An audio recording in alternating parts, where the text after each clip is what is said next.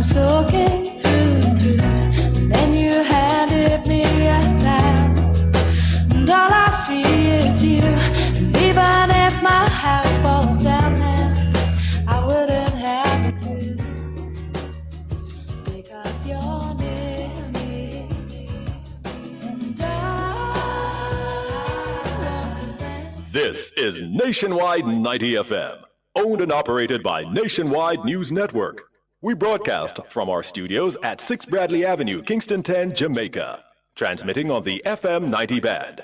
90.3 from Peters Rock in St. Andrew and Murphy Hill in St. Anne. Serving Kingston and St. Andrew, St. Catherine, St. Anne, parts of Clarendon, St. Mary, and St. Thomas. 90.5 from Huntley in Manchester. Transmitting to St. Elizabeth, Westmoreland, Manchester, Clarendon, rural St. Andrew, and parts of St. Thomas. And 90.7 from Cooper's Hill in St. Andrew and Flower Hill in St. James. Serving Westmoreland, Hanover, St. James, sections of Trelawney, Kingston, St. Catherine, Clarendon, St. Mary, Portland, and St. Anne. Nationwide 90 FM also broadcasts on the World Wide Web on nationwideradiojm.com and on Flow on channel 916.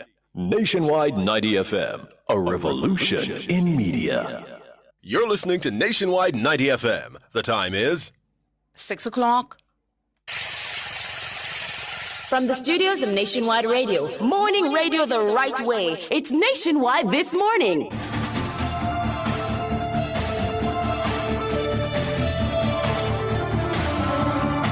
A very good morning to you. I'm Tawna Thomas. Coming up in the news at 6 for this morning, Friday, June 6, 2025. Woes deepen for dancehall star Squash as federal prosecutors have taken charge of the gun case he was fighting in Miami. Integrated Master Builders Group wants to know how much of the Spark program is being done by local contractors. Opposition PNP demands audit of works at Cornwall Regional Hospital. In regional news, TNT's former Prime Minister Keith Rowley blasts incumbent Kamla Prasad Besessa for what he dubs a powerfully stupid, aggressive posture towards Venezuela. In international news, aides scramble to de-escalate feud between Donald Trump and Elon Musk. In sports, 10 Jamaicans down to compete at Rome Diamond League. And in business, investors sell their Tesla shares amid fallout between Elon Musk and Donald Trump. The details after the break.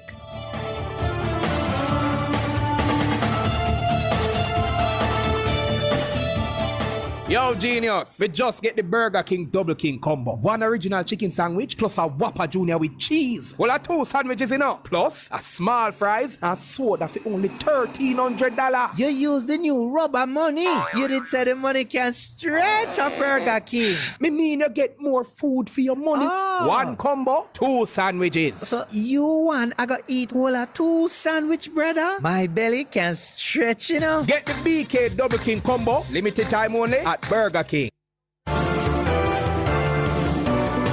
Catch the first news of the day. A comprehensive package of local, international, sports, and business news. The news at 6 on Nationwide 90 FM.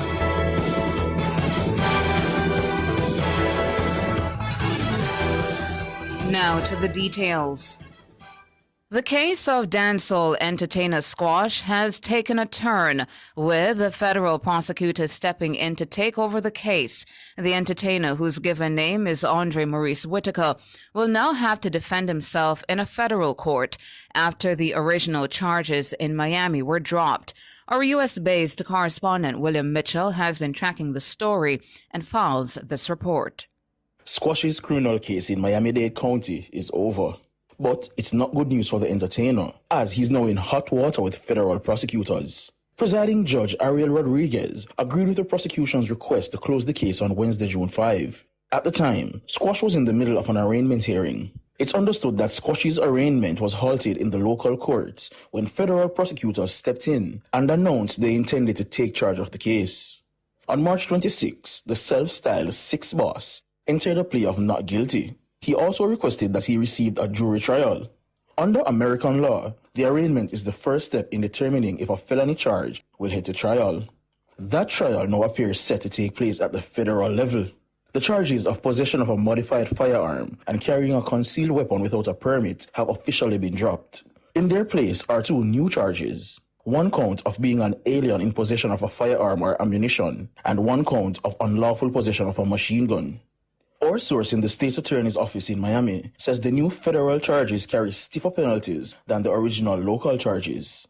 Each charge can land you up to 10 years in prison. Both also carry a mandatory minimum sentence of 15 years if there are previous convictions. If convicted of being an alien in possession of a firearm, you also face a high probability of deportation. Our source also pointed out that it's not uncommon for federal prosecutors to request jurisdiction of a case, as the local and federal authorities work closely on several matters. Several queries from our news center, put to the law firm in Miami representing the entertainer, have gone unanswered. When the entertainer was arrested in February this year, court and arrest records revealed a member of the Federal Bureau of Investigations had observed Squash being handed a black item believed to be a gun. When Squash and a second man, Zidane George Prescott, were stopped by police and consented to a search, the same black item, which turned out to be a modified Glock, was found in the passenger side glove compartment of the car, where the entertainer had been sitting. As of news time, it's unclear when the entertainer would be returning to court. For the time being, Squash remains a guest of the Federal Bureau of Prisons at the Federal Detention Center in Miami. William Mitchell for Nationwide News. Foreign Affairs Minister Senator Kamina Johnson-Smith is pushing back against comments from the opposition, suggesting the country's international reputation is at risk due to recent government actions. According to Minister Johnson-Smith, it's the utterances of the PNP that are the real danger. The only things putting Jamaica's reputation at risk at this time are the PNP's irresponsible utterances and their attempts to bring them to international attention. The PNP has again demonstrated that they are willing to tarnish Jamaica's reputation if they believe it will get them closer to the seat of government. This is not only deeply unpatriotic, but it's entirely counterintuitive for someone who is seeking to present themselves as an alternative representative of the country's interests overseas. The minister's comments come in response to criticisms by the opposition spokesperson on foreign affairs, Dr. Angela Brown-Burke. Dr. Brown-Burke suggested the government ran the risk of getting Jamaica blacklisted by the global anti-corruption and anti-money laundering watchdog, the Financial Action Task Force, FATF. This is due to the appointment of Dennis Chung as a Chief Technical Director of the Financial Investigations Division, among other things. Minister Johnson-Smith says the PNP is engaging in unpatriotic behavior for political gain. The recklessness of the PNP really shouldn't escape the Jamaican people, given the very hard work of the government across ministries, departments and agencies to fix the problems that they left. Systemic problems, difficult problems. And in fact, their most recent efforts to impugn at the same time the reputations of our robust AML-CFT systems, our strong and independent Offices of Services Commission, and one of the most well-qualified and unbiased persons to offer themselves for public service across administrations. That must be seen as some kind of trifecta, some political record in terms of the depths to which they will sink and their inability to demonstrate readiness to lead and represent a country. I really hope that the people of Jamaica and friends of Jamaica will take due note. Kamina Johnson-Smith, the Minister of Foreign Affairs and Foreign Trade, she was speaking on Thursday. The Incorporated Master Builders Association of Jamaica, IMAJ, is welcoming news that local contractors are involved in the government's major infrastructure projects underway across the country. IMAJ was reacting to comments made by Minister with Responsibility for Works, Robert Morgan, during his contribution to the sectoral debate in the House of Representatives on Tuesday. Kalisa Wright reports. The Incorporated Master Builders Association of Jamaica, IMAJ, had expressed concern about what it describes as the limited involvement of local Grade 1 contractors in the $5 billion Spark Road Improvement Program.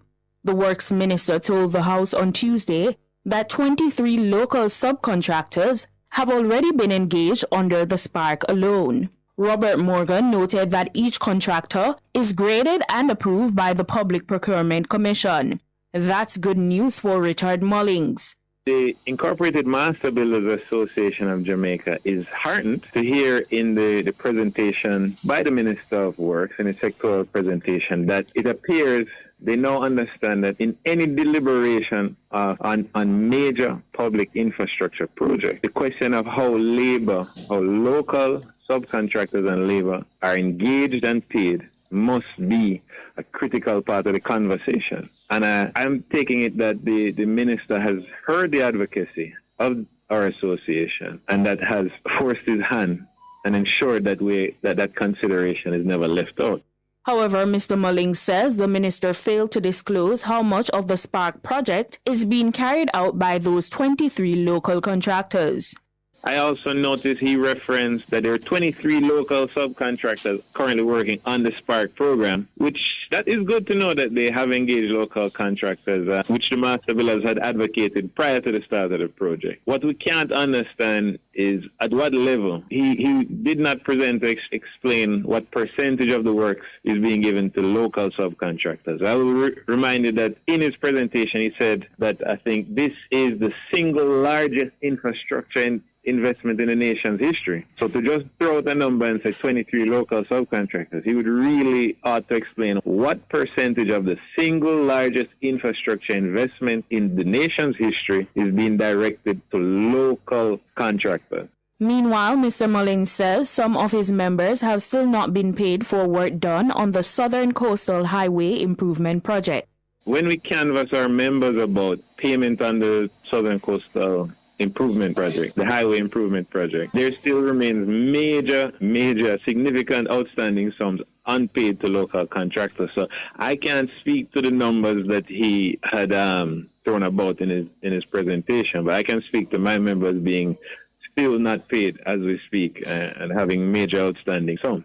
Khaleesi Wright for Nationwide News. The opposition PNP is calling on the Auditor General to conduct a special audit of the Cornwall Regional Hospital Rehabilitation Project. The call came in a statement issued on Thursday by all 5 PNP caretakers in St. James. They say after 8 years and $24 billion spent, there's still no Cornwall Regional Hospital. Caretaker for South St. James, Nikisha Burchell, says what began as a response to air quality concerns has ballooned into a scandal.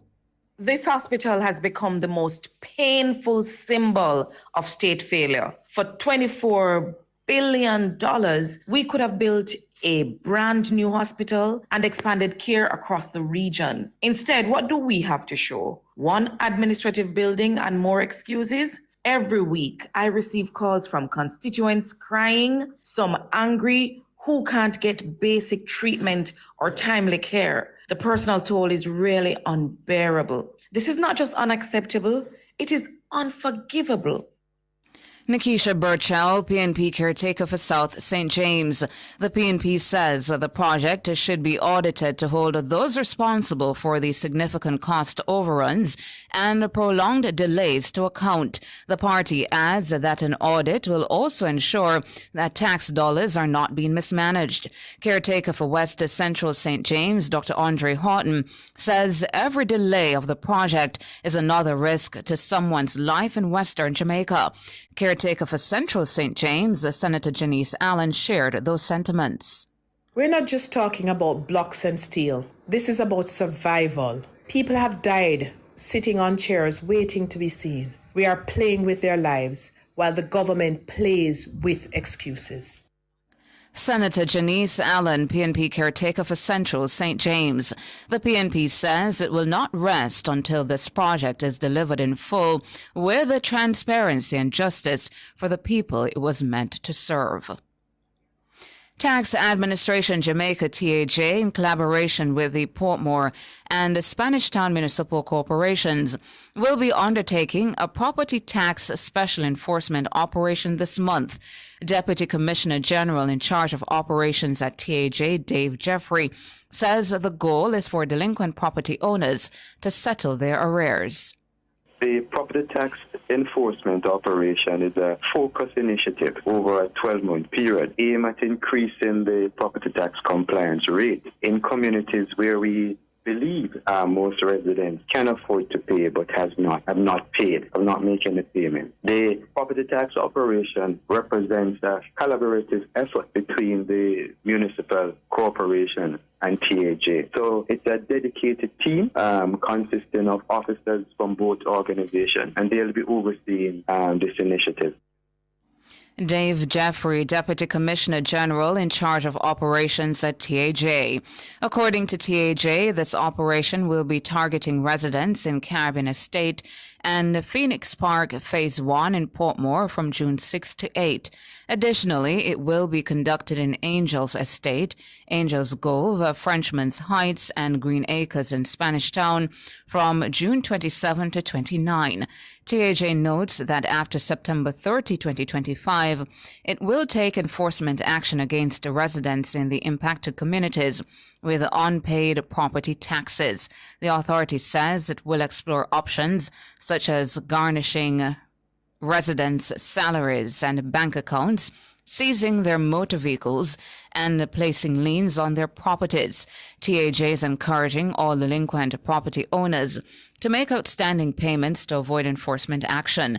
The authority further notes that data from a similar operation conducted in Cornwall Courts Montego Bay revealed that as of March 31, the compliance rate surged to 71%.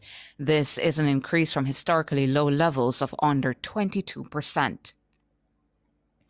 The Met Service is forecasting 3 to 5 major hurricanes for the 2025 Atlantic hurricane season. That's according to Principal Director of the Met Service, Evan Thompson.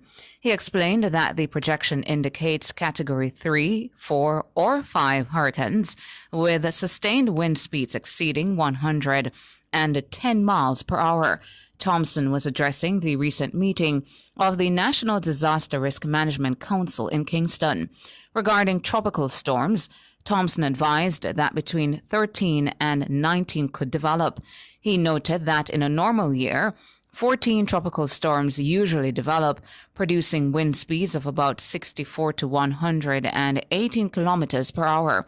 Thompson says 6 to 10 hurricanes are expected to develop from these tropical storms.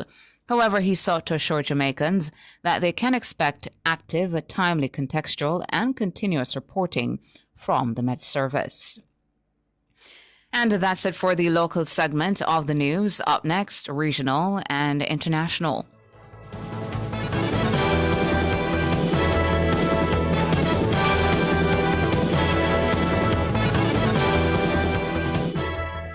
Be in the know. Learn how local government is working for you. Follow us on Instagram and X at LocalGovJA and on Facebook at Ministry of Local Government and Community Development. The time by the Ministry of Local Government and Community Development is 6:17. You've led teams, built businesses, and influenced change. Now, lead research that transforms your field. Apply now for the University of the Commonwealth Caribbean's Doctor of Business Administration or Doctor of Professional Practice. Flexible, research-based, and designed for working professionals. All UCC programs are accredited by the University Council of Jamaica. Learn more and apply online at ucc.edu.jm. UCC, fostering leadership and innovation.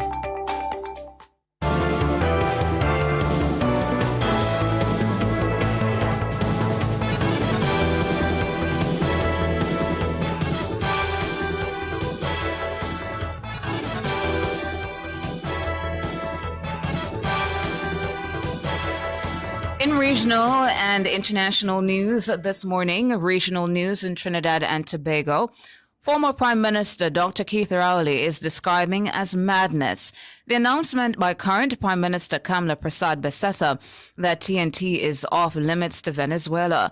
Persad-Bissessar made the comment at a post-cabinet media conference on Thursday in response to a statement from Venezuelan Justice Minister Diosdado Cabello, who vowed to pursue anyone attempting to destabilize Venezuela. In a Facebook post titled "Shoot First, Find Out After," Rowley asked what happened to standard diplomacy, fact-finding, and common sense in handling sensitive matters of this nature. He says that to throw down a deadly force gauntlet to Venezuela can only be viewed as powerfully stupid and an unnecessary burning of bridges with a friendly neighbor in a thinly veiled attempt to curry favor abroad. Rowley says TNT's gas fields are 60 miles out at sea. He asks if the Prime Minister really believes TNT can adequately defend those operations with force against a highly militarized neighbor like Venezuela. He said the fact that the government had no information about insurgents or any bad actors using TNT's territory to try and attack Venezuela is no basis to belligerently dismiss any allegations made by the Maduro government. Rowley said history had already shown that there was a coup in TNT without the country's own security services being aware of its planning or execution until it was too late. International, the rift between U.S. President Donald Trump and tech billionaire Elon Musk has erupted into public view, with the pair trading insults online on Thursday. The sparring started with Trump saying he was disappointed with Musk's criticisms of his signature spending bill, with Musk then accusing the president of ingratitude. After hours of back and forth, Trump appeared to downplay the situation, telling Politico, "Oh, it's okay," with Musk also appearing to believe there's a need to patch things up. The same outlet reports White House aides have scheduled a call between the pair for later on Friday. Musk's companies, including Tesla, SpaceX, and Starlink, have direct contacts with the U.S. government. On Thursday, he walked back from an earlier threat to decommission a crucial SpaceX spacecraft used by U.S. astronauts. And that's it for regional and international. Up next, sports.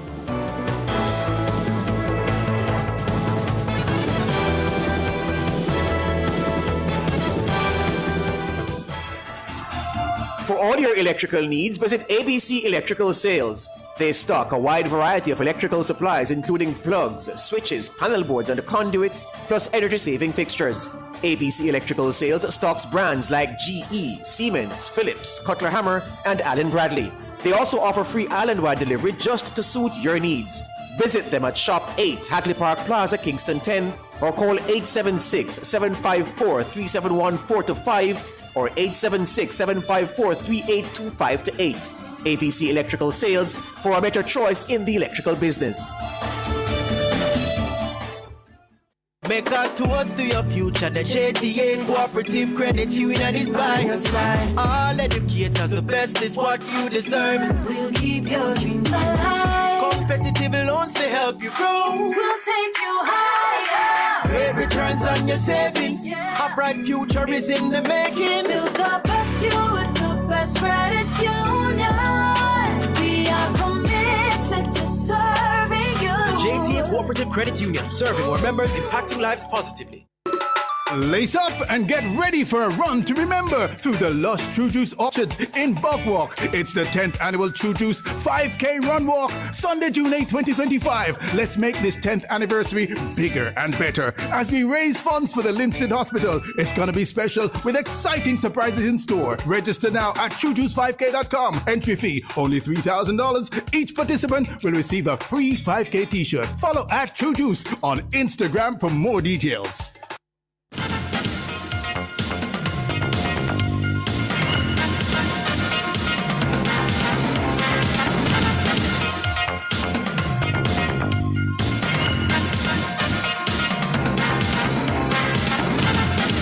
Time now for your morning sports. World Indoor Championships long jump bronze medalist Kerry McLeod is among 10 Jamaicans down to compete at the Rome Diamond League meeting on Friday.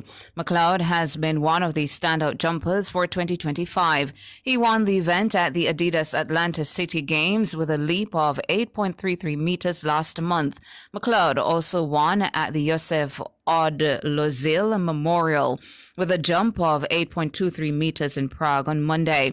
For other Jamaicans, the field event athletes will also be on show in Rome. Paris Olympics silver medalist Shanique Ricketts will will go in the triple jump. Romain Beckford and Raymond Richards will line up in the high jump. Olympic champion Rajendra Campbell will contest the shot put. McLeod says it's good that the diversity in Jamaica's athletics is being highlighted. It's a good thing that Jamaica is showcasing other talents, but, the likes of sprints, everyone kind of gravitates a little bit more to sprints. And then now the marks that we put out here on the field events is getting more excited, as you can see. Like, field events is getting more excited, so I think Jamaica is heading in the right direction in the sense of, from a marketing perspective, we put ourselves on the market to showcase that we're not just a sprint country, but also we're dominated in the field events also. He admits to feelings of loneliness during competition on the international circuit. I came over here, I didn't have my coach, and I saw this guy in the stands, and I was like, I'm going to just give him my phone and just have him record, because, being in a technical event, you got to know a lot of stuff, especially if your coach can't be there. So I think over the years of gathering information about the sport, becoming a student of the event, I took it upon myself to say, okay, I'm going to just have someone record me, and then I could just look at it and make quick decisions on the spot. Harry McLeod. Meanwhile, 2016 Olympic sprint hurdles champion Omar McLeod and Orlando Bennett will run in the 110 meters hurdles. And two-time World Championships bronze medalist Rochelle Clayton, along with Anjanette Knight and Cheyenne Salmon, will contest the 400 meters hurdles. Barbadian Shea Hope will debut as West Indies T20 captain when the two-time world champions take on England at the Riverside on Friday in the first game of their three-match series.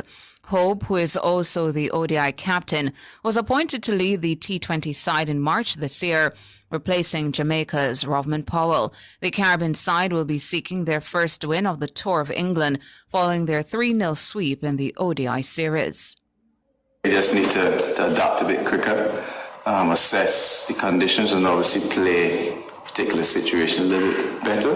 But it's a different squad now. We have to put that ODI series behind us, take the learnings from it for sure. And then look ahead. We've got a new captain, some experienced players coming back into the T20 side.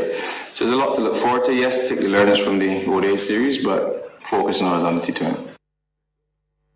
Hope believes a fast bowler, Alzari Joseph, will be crucial to the team's success. We always expecting more from him. He's shown what he can do over the last couple of years, and he's been unsung pretty much so for this particular series so far. He's an X-factor type of bowler, and it's someone we be certainly banking on, especially going forward. And it's great to see he's been doing so well lately, and hopefully can continue for the T20 series. Shea Hope. Finally, in your morning sports basketball news, Indiana Pacers have stolen home court from Oklahoma City Thunder in the NBA Finals after winning Game 1, 111-110 on Thursday night. OKC dominated the first three quarters of the game with Shai Gilgeous-Alexander in unstoppable form, but Indiana produced a solid fourth quarter performance to silence the home crowd. Tyrese Halliburton won the game with a pull-up jumper, ending the night with 14 points, while Gilgeous-Alexander had 38 points. The teams meet again on Sunday in Game 2 in Oklahoma. And that's it for your morning sports.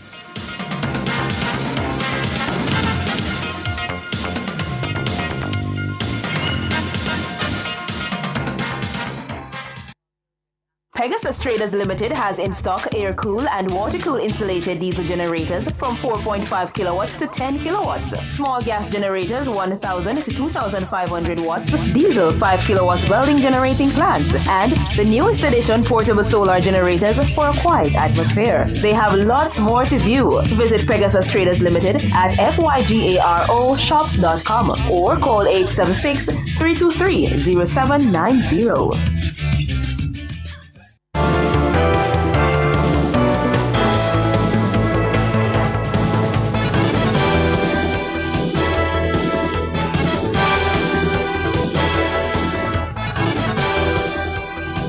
In business this morning, investors sold off shares in Tesla on Thursday as tensions erupted between boss Elon Musk and U.S. President Donald Trump.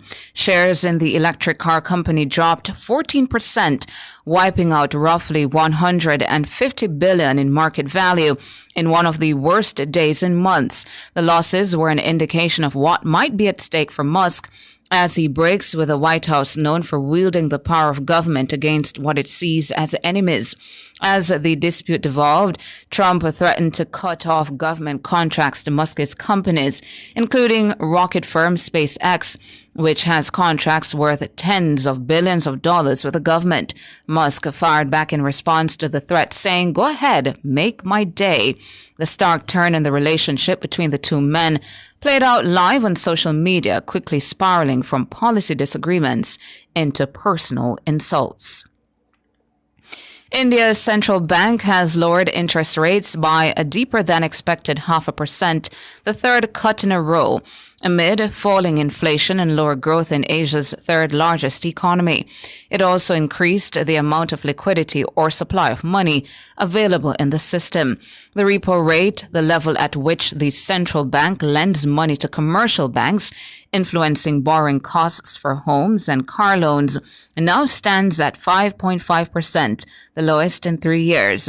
The rate cut comes on the back of two previous reductions in April and February. Data released last week showed that India's economy grew by 6.5% in the previous financial year ending March. The country remains the world's fastest expanding major economy, although growth has sharply dropped from the 9.2% high recorded in financial year 2023-2024. Meanwhile, retail prices in India have slowed faster than expected to 3.16% in April, the lowest in 6 years, and below the RBI's 4% target, driven down by falling food prices. Finally, now in foreign exchange trading this morning, the Jamaican dollar has lost 11 cents and will open trading selling for an average $160.45 against the benchmark US dollar. The Jamaican dollar has lost 55 cents and will open trading selling for an average $118.74 against the Canadian. And finally, the Jamaican has lost $20.47 and will open trading selling for an average $217.09 against the British pound. That's it for business this morning.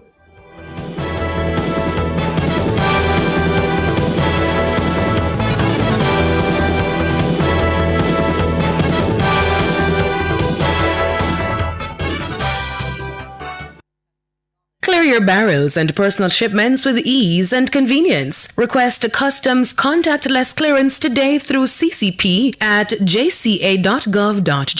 The time by the Jamaica Customs Agency is 6:31. Who shops at Creative Building Finishes? You, the homeowner who creates luxurious spaces with our floor and wall tiles. The contractor and builder who are convinced that our ceramic tiles are right for the job. The architect and designer who make dreams come true with our wood look and porcelain tiles. Superior customer service, knowledgeable staff, inviting showroom, and you get where this is going, right? Shop 5 Red Hills Road or call 876-929-5553. Get tiles, get Creative Building Finishes. From visas to green cards, the Consular Queen at Barrett Immigration is your trusted guide for all things U.S. immigration. As a premier immigration consulting firm, we help reunite families and resolve your toughest immigration issues with care, speed, and affordability. Call now at 470-593-8448. That's 470-593-8448. Barrett Immigration, where the Consular Queen helps you unite families and change lives. Taste it, eat it, drink it, applaud it. The 26th staging of the Jamaica Observer Table Talk Food Awards, the Caribbean's premier culinary event, powered by MasterCard, takes place Thursday, June 26th on the East Lawns of King's House. Get your tickets at Starbucks at AC Marriott, Starbucks Ligony, Starbucks Waterloo, Signature Boutique, Unit 9, Legal Business Centre, 31 Upper Waterloo Road, Uncorked, Uncorked 2, Constant Spring Road, Uncorked Barbican, Sovereign North, Uncorked Ochi, Drax Vauxhall, Uncork West, Fairview Shopping Centre, Resort Way by Ereline, Shop 4 Progressive Shopping Centre, Kingston, Cafe Dolce, 114 Conference Spring Road, Kingston, Fromage Bistro, 8 Hillcrest Avenue, Kingston, and of course the offices of the Jamaica Observer in Kingston and Montego Bay. Adults 18 years and over. Drink responsibly.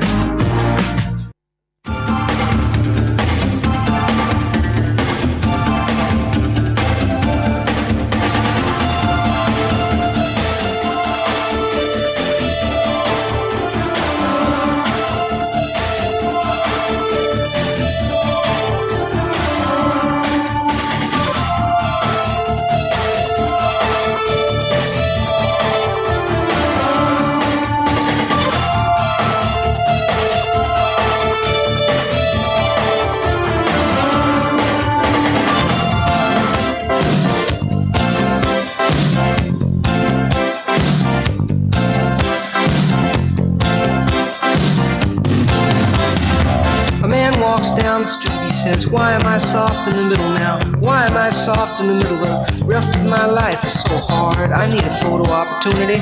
I want a shot at redemption. Don't want to end up a cartoon in a cartoon graveyard. Bone digger, dogs in the moonlight.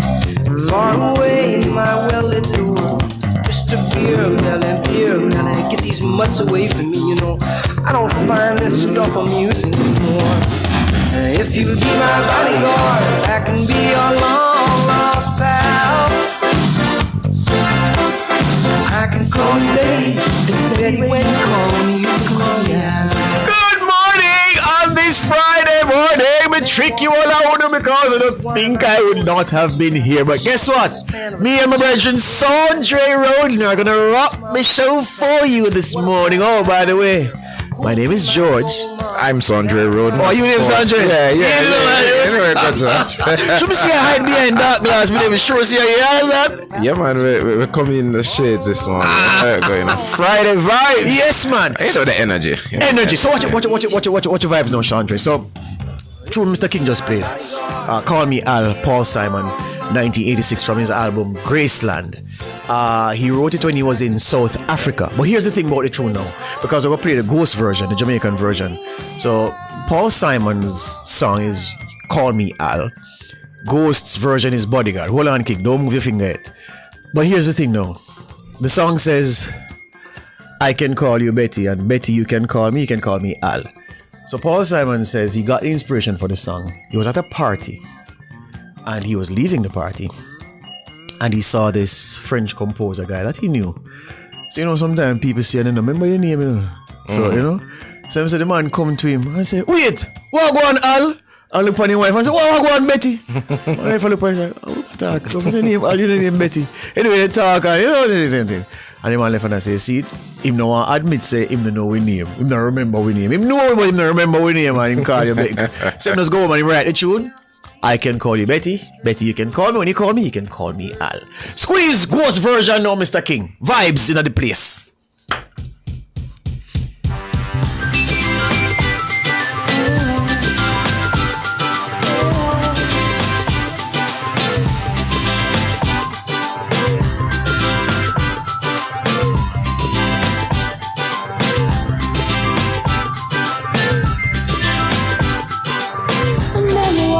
The street and say, why am I soft in the middle now? Why am I soft in the middle now? Rest of my life is so hard. I need a photo opportunity. I want to shout redemption. Don't want to end up a cartoon in a cartoon graveyard. Bone, dogs in the moonlight. Far away, my wallet's full. Mr. Bill Belly, get these mucks away from me, you know. I don't find this stuff amusing anymore. So if you be my bodyguard, I can be your long lost pal. I can call you Betty, and Betty when you call me, you can call me girl. The people have a night chat in a bad mind. The people is a ghost version sound better. How to come, sir? How to come, sir? It's a ghost version better than King. You see what I'm saying? No go, sir. We'll stop it this Friday morning. Not because we are Jamaicans, no. And not because Ghost a big singer, but no. Yes, it cannot compare. Yeah. All right. All alone, incidents and accidents, into the allegations.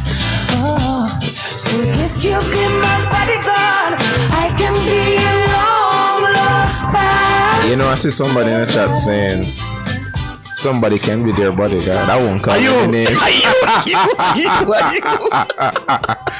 won't call any names, George. Yes, brother.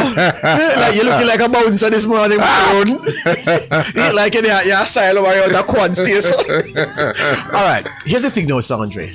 We're going to do a little bit of history now. We're going to do a little bit of history now. With one of the... Of course, you know, as a boy hearing these songs, you hear it and you like it. Mm-hmm. But as you get older, you realize what was being said. I say, rotted. Yeah. Then the man put so much history into a song and made it a smash international hit. We're talking, listeners, viewers, about this one from Mr. Billy Joel.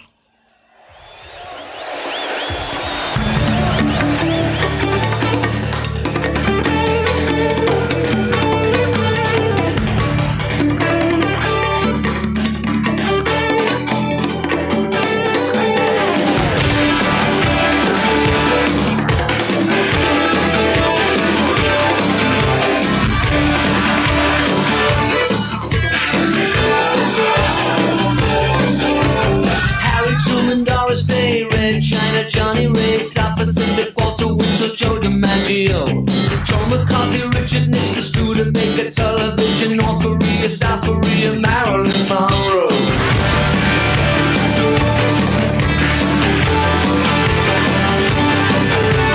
Rosenberg, H-Bomb, Sugar Ray, Pat John Brando, the King and I, and the Catcher in the Rye, Eisenhower vaccine, England's got a new queen, Marciano, Liberace, satire.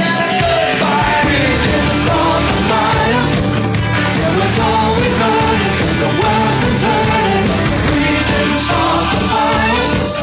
No, we didn't light it, but we tried to light it. Joseph Stalin, Alan Cobb, Nasser and Prokofiev, Rockefeller, Campanella, Communist Bloc, Roy Cohn, Juan Perón, Toscanini, Dacron, Gengen, Foo Falls, rock around the clock. Einstein, James Dean, Brooklyn's got a winning team. Davy Crockett, Peter Pan, Elvis Presley, Disneyland, Bardo, Budapest, Alabama, Khrushchev, Princess Grace, Peyton Place, trouble in the Suez. We didn't start the fire. It was always burning since the world's been turning. We didn't start the fire. No, we didn't light it, but we tried to light it. Little Rock, Pasternak, Mickey Mantle, Kerouac, Sputnik, Joe and I, rigged on the River Kwai, Lebanon, Charleston, Gold, California, baseball star, with the homicide, children of the little mite. Buddy Holly, Ben Hur, Space Monkey, Mafia, Hula Hoops, Castro, Edsel a no-go, U2, Simon Reed, Paola and Kennedy, Chubby Checker, Psycho, Belgians and the Congo. We didn't start the fire. It was always burning since the world's been turning. We didn't start the fire. No, we didn't light it, but we tried to fight it. Hemingway, Eichmann, Stranger in the Strange Land, Dylan, Berlin, Bay of Pigs Invasion, Lawrence of Arabia, British Beatlemania, Ole Miss, John Glenn, Distant Beats, Patterson, Pope Paul, Malcolm X, British politician, sex, JFK, blown away. What else do I have to say? We didn't start the fire. It was always burning since the world's been turning. We didn't start the fire. Sir, have you learned anything? That was a lot. A lot is an understatement. A whole heap. No, The man. man crammed the tune. I can't even believe it. Nah, man. You can imagine the inspiration for that. So many, world events, people, situations, everything. Yeah, and he just... Brilliant. Brilliant. All right, take it down now. Here's the thing. Today is you can't lift the vibes up and then drop it down. Going with something a little bit different. I have to explain it because many people may not know this song. not underestimate Jamaicans knowing what they know about music. So this one is from 1968 from a group led by a young man who, boy, struggles and substance abuse. He checked himself out early in life in his 20s. But the beat, many of us became familiar with the song after a certain rap song came out in 2001. It was on Jay-Z's album Blueprint. And we heard this song take over, and then we would hear the original after. So it's percussion at its best. It was made in 68, as I said, released in 68, but it sounded as fresh as if it was released yesterday. Mm-hmm. And it's just to give you some percussion this morning to keep the thing going. So if you've never heard it before, you're welcome. If you heard it already, memories. Let's go. It's called 5-1 by The Doors, the lead singer, Jim Morrison. One more. 5-1, baby. 1 in 5. No one here gets out alive now. You get yours, baby. I'll get mine. Gonna make it, baby, if we try.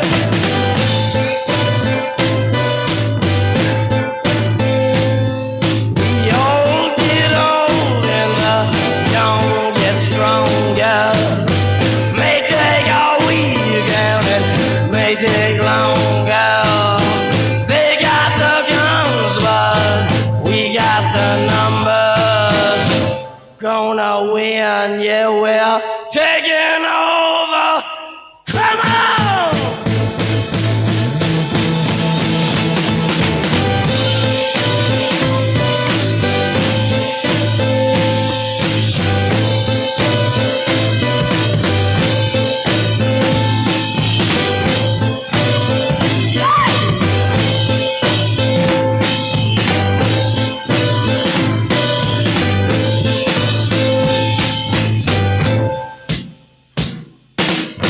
Your ballroom days are over, baby.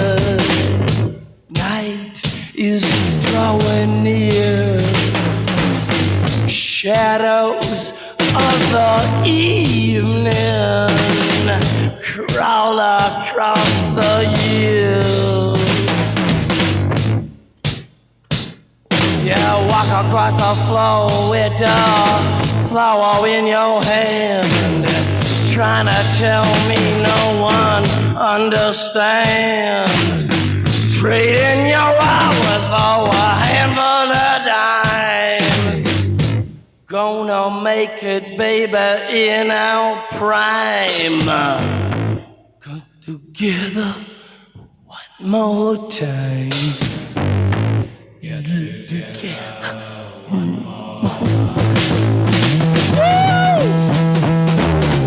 OC, we running this rap. Memphis Bleak.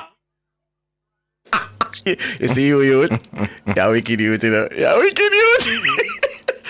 Oh boy, the drums were talking to me on that one. Yes, they were telling me that, boy, this is why you must love music. OC, we running this rap. Memphis Bleak. Anyway, we know our cardinal right here. So, good morning, Mr. Green. Good morning, sir. Good morning, sir. Good morning, sir. Anyway, Mr. King, I hear a break now, sir. Your turn. We running this rap. Memphis Bleak, we running this rap. It's This Morning on Nationwide 90 FM. The time is 6:47. JPS and Partners Cooperative Credit Union offers financial solutions for every stage in your life: savings, auto loans, mortgages, and more. The Temperature by JPS and Partners Cooperative Credit Union, your financial partner for life, is 26 degrees Celsius in Kingston. Sandra, it's your turn, right? Is your temperature? 26 degrees Celsius in Montego Bay. And what's the other one, Mr. King? 22 degrees Celsius down in Mandeville. Every day I come home from work knowing I'm made for more. I want to do my own thing. So I got a Jane Bank small business loan. I did. And when I opened up my liquor salon that first day, big things. Now I am my own boss, hopping my own style on the world. Jane Bank small business loan helped me trend up. Jane Bank helps you grow your business with a Jane Bank small business loan that is perfect for you. Borrow from $10,000 up to $1.5 million to help cover expenses. Visit janebank.com to get started today. Jane Bank will help you find a way. For all your electrical needs, visit ABC Electrical Sales. They stock a wide variety of electrical supplies, including plugs, switches, panel boards, and conduits, plus energy-saving fixtures. ABC Electrical Sales stocks brands like GE, Siemens, Philips, Cutler Hammer, and Allen Bradley. They also offer free island-wide delivery just to suit your needs. Visit them at Shop 8, Hagley Park Plaza, Kingston 10, or call 876-754-3714-5 or 876-754-3825-8. ABC Electrical Sales for a better choice in the electrical business. You want to win? Then just bet. Bet on the game, no stress, no sweat. And win big in the Wanna Bet Just Bet promotion. Spend $1,500 or more on one Just Bet ticket and complete the entry form at promotions.supremegames.com for your chance to win. Third place gets Beats by Dre. Second place gets an iPhone 15 and AirPods Pro. And first place gets a 65-inch TV and a soundbar. Promotion runs May 16 to July 20, 2025. Grand draw July 25, 2025. Authorized under Section 58. Of the Betting, Gaming and Lotteries Act.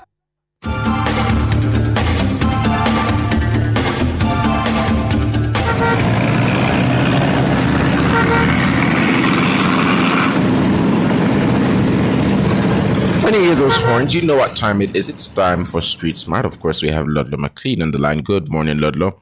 Morning, only Sunday morning, George. Morning, sir. Right, listeners, Mountain Public, everyone there in the studios, all our transport operators, everyone. Morning. Bright and sunny again. Not looking so hazy, but nevertheless, we have to move.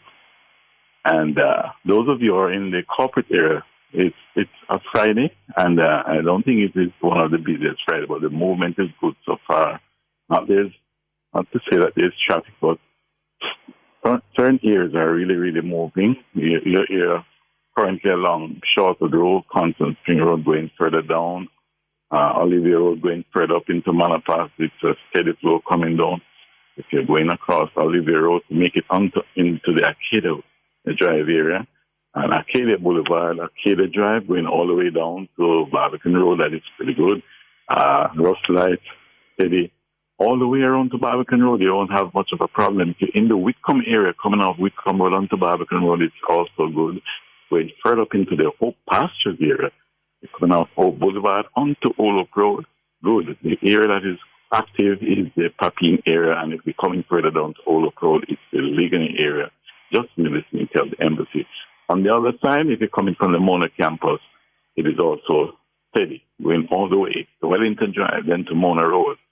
Not too bad, but I'm telling you, it will build as the morning progresses. So our first report for the morning, until 7:18, 7:20, back to you.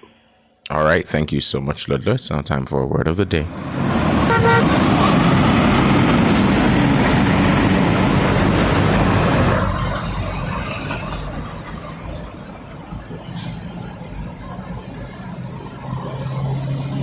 Our word of the day is spelled Kyoodle. Kyoodle.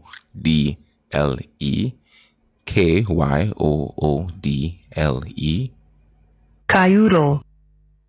Cayudo. Cayudo. Cayudo means to bark or yelp noisily or foolishly, synonym being yap. Example sentences: we was just turning to back up to the block for the ladies when a yellow cayudo dashes around the corner after a cat. Okay, I don't understand this sentence. I don't understand this sentence. This is not. This sentence isn't sentencing. It isn't. This sentence that they gave us, it's not sentencing at all. Let's say we heard a dog canoodling while we were walking along the street. Yes. That's better. Yeah, to bark or yelp noisily or foolishly. Or when I approach a new home, all I hear are dogs canoodling. Or when the porridge, when the bowl of porridge turned over onto his exposed arm, he canoodled like a dog. Yeah. Yes, I'm alive. I'm alive, YouTubers, the ones who are asking. Don't let the glasses fool you. Yeah, you know, maybe it was the glasses, George. I don't know. But the sentences they gave us for that one. Yeah. It don't work this morning. Yeah, I saw another sentence in it, but it was worse than the first one. All right, we'll work it. You make it work, Sandra. You make it work. You make it work.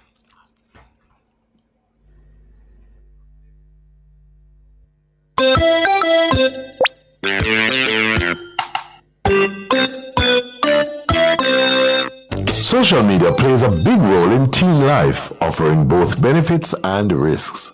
How teens use these platforms and the content they engage with can significantly impact their development. As a parent, you know your child best. This week on Parenting Tips, we'll give you some tips to help guide your teen in using social media safely and effectively. The teenage brain is still developing, and this phase plays a crucial role in emotional and social growth. Social media platforms can take advantage of a teen's need for peer approval, especially with features like the like button, which can lead to endless scrolling. However, because areas of the brain responsible for self-control are still maturing, this can become problematic. What can you do? Set limits on social media, especially on platforms that encourage excessive use. Use screen time settings on devices to help your teen practice moderation and make sure they get enough sleep. At least 8 hours a night to support healthy brain development. It's important to monitor your teen's social media activity and have regular discussions about it. Set time limits on screen use and supervise their online behavior, particularly when they're younger. Be cautious of the content they encounter and limit communication with strangers. Keep the conversation open and non-judgmental, allowing your teen to share their experiences freely. Ask them about what they've been seeing online, how they interpret it, and talk through hypothetical situations that help them think critically about handling challenges like online bullying or peer pressure. Teens often learn from the behavior of adults, so it's crucial to model good digital habits. Avoid using social media during family time, like meals or outings, and set personal boundaries around your social media use. Share with your teen why you use social media and encourage them to follow your example. Consider taking a family break from social media and discussing how it feels to be unplugged for a while. Keep an eye on whether social media is interfering with your teen's daily life. If they neglect their responsibilities, skip out on in-person social interactions, or lose sleep due to late-night scrolling, this could be a sign of overuse. If they continue using social media even after saying they want to stop, or if they become secretive about their online activities, it's time to take action. What can you do? Talk to your teen about their social media use and, if needed, set more strict limits. If you're concerned about psychological impacts, consider reaching out to a mental health professional for guidance on how to better manage their digital habits. Social media literacy is essential for helping teens to navigate their online world responsibly. Encourage them to think critically about the content they encounter and help them understand both the risks and rewards of being online. Schools, social platforms, and parents all play a role in teaching teens how to use social media in a way that promotes positive experiences and reduces potential dangers. That's all for Parenting Tips this week.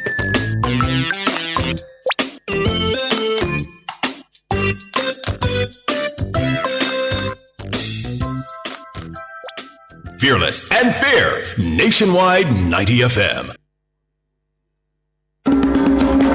You remember Remember when we used to write to our pen pals? Then things evolved into using emails, instant messages, Facebook. Now we can FaceTime, and the rest we say is history. So how can we use social media responsibly? Hi, I'm Tana, and it's time for your lifestyle pages. Be careful what you write on your Facebook profile. For example, if you have shared your place of employment, it would be unwise for you to vent your frustration or speak negatively about your coworker or even your boss. Chances are your boss could see your post and that would not end well for you. Next thing, no one has to know your every move. You could potentially be opening up yourself to get robbed, sexually assaulted, or worse. Predators can use this tool to determine when you're alone or when you're not at home.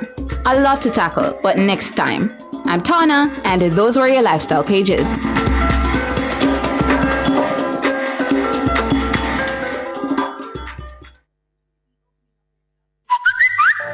News on the go. The latest stories from Jamaica and around the world are literally a finger tap away. Keep up to date with Teen Revolution 24 hours a day online via nationwideradiojm.com. Listen live, read the latest stories, hear every soundbite. Be a part of the vibrant online debate via Facebook and Twitter. Now you can get all your favorite premium nationwide content at your convenience. Visit the Android Play Store and download it for free today. NationwideRadioJM.com. All day, every day. Team Revolution.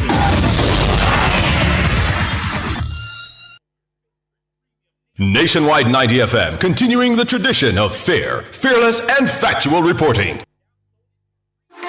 Jamaica, let's make road safety a priority. Slow down, stay focused. Remember, every life matters. The time brought to you by the JIS is... News time, 7 o'clock. If you need to build it, plumb it, weld it, pave it, or power it, National Supply has it. Get the best brands for the job at Jamaica's Industrial Hardware Superstore. Kingston Normal Bay. The temperature by National Supply is 26 degrees Celsius in Kingston, 26 degrees Celsius in Montego Bay, 22 degrees Celsius in Mandeville. The most credible news in the morning. The news at 7 on Nationwide 90 FM. Coming up in the news at 7 today, Friday, June 6, 2025, woes deepen for dancehall star Squash as federal prosecutors have taken charge of the gun case he was fighting in Miami. Integrated Master Builders Group wants to know how much of the Spark program is being done by local contractors. Opposition PNP demands audit of works at Cornwall Regional Hospital, and in international news, aides scramble to de-escalate feud between Donald Trump and Elon Musk.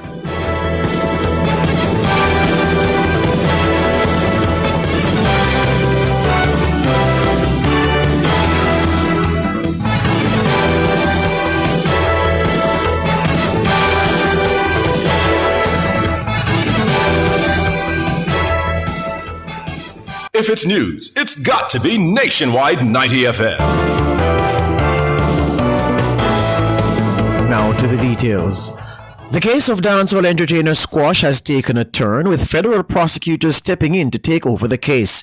The entertainer, whose given name is Andre Maurice Whitaker, will now have to defend himself in a federal court after the original charges in Miami were dropped. Our US-based correspondent William Mitchell has been tracking the story and filed this report. Squash's criminal case in Miami-Dade County is over. But it's not good news for the entertainer, as he's now in hot water with federal prosecutors. Presiding Judge Ariel Rodriguez agreed with the prosecution's request to close the case on Wednesday, June 5. At the time, Squash was in the middle of an arraignment hearing. It's understood that Squash's arraignment was halted in the local courts when federal prosecutors stepped in and announced they intended to take charge of the case. On March 26, the self-styled Six Boss entered a plea of not guilty. He also requested that he received a jury trial. Under American law, the arraignment is the first step in determining if a felony charge will head to trial. That trial now appears set to take place at the federal level. The charges of possession of a modified firearm and carrying a concealed weapon without a permit have officially been dropped. In their place are two new charges. One count of being an alien in possession of a firearm or ammunition, and one count of unlawful possession of a machine gun. Our source in the state's attorney's office in Miami says the new federal charges carry stiffer penalties than the original local charges. Each charge can land you up to 10 years in prison. Both also carry a mandatory minimum sentence of 15 years if there are previous convictions. If convicted of being an alien in possession of a firearm, you also face a high probability of deportation. Our source also pointed out that it's not uncommon for federal prosecutors to request jurisdiction of a case, as the local and federal authorities work closely on several matters. Several queries from our news center, put to the law firm in Miami representing the entertainer, have gone unanswered. When the entertainer was arrested in February this year, court and arrest records revealed a member of the Federal Bureau of Investigations had observed Squash being handed a black item believed to be a gun. When Squash and a second man, Zidane George Prescott, were stopped by police and consented to a search, the same black item, which turned out to be a modified Glock, was found in the passenger side glove compartment of the car where the entertainer had been sitting. As of news time, it's unclear when the entertainer would be returning to court. For the time being, Squash remains a guest of the Federal Bureau of Prisons at the Federal Detention Center in Miami. William Mitchell for Nationwide News. Thank you, William. Foreign Affairs Minister Senator Kamina Johnson-Smith is pushing back against comments from the opposition, suggesting the country's international reputation is at risk due to recent government actions. According to Minister Johnson-Smith, it's the utterances of the PNP that are the real danger. The only things putting Jamaica's reputation at risk at this time are the PNP's irresponsible utterances and their attempts to bring them to international attention. The PNP has again demonstrated that they are willing to tarnish Jamaica's reputation if they believe it will get them closer to the seat of government. This is not only deeply unpatriotic, but it's entirely counterintuitive for someone who is seeking to present themselves as an alternative representative of the country's interests overseas.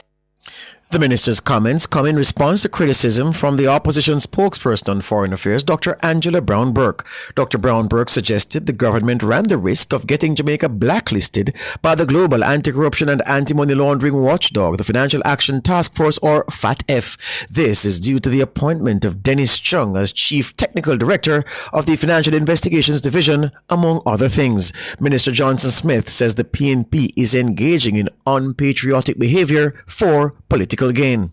The recklessness of the PNP really shouldn't escape the Jamaican people, given the very hard work of the government across ministries, departments and agencies to fix the problems that they left. Systemic problems, difficult problems. And in fact, their most recent efforts to impugn at the same time the reputations of our robust AML-CFT systems, our strong and independent Offices of Services Commission, and one of the most well-qualified and unbiased persons to offer themselves for public service across administrations. That must be seen as some kind of trifecta, some political record in terms of the depths to which they will sink and their inability to demonstrate readiness to lead and represent a country. I really hope that the people of Jamaica and friends of Jamaica will take due note.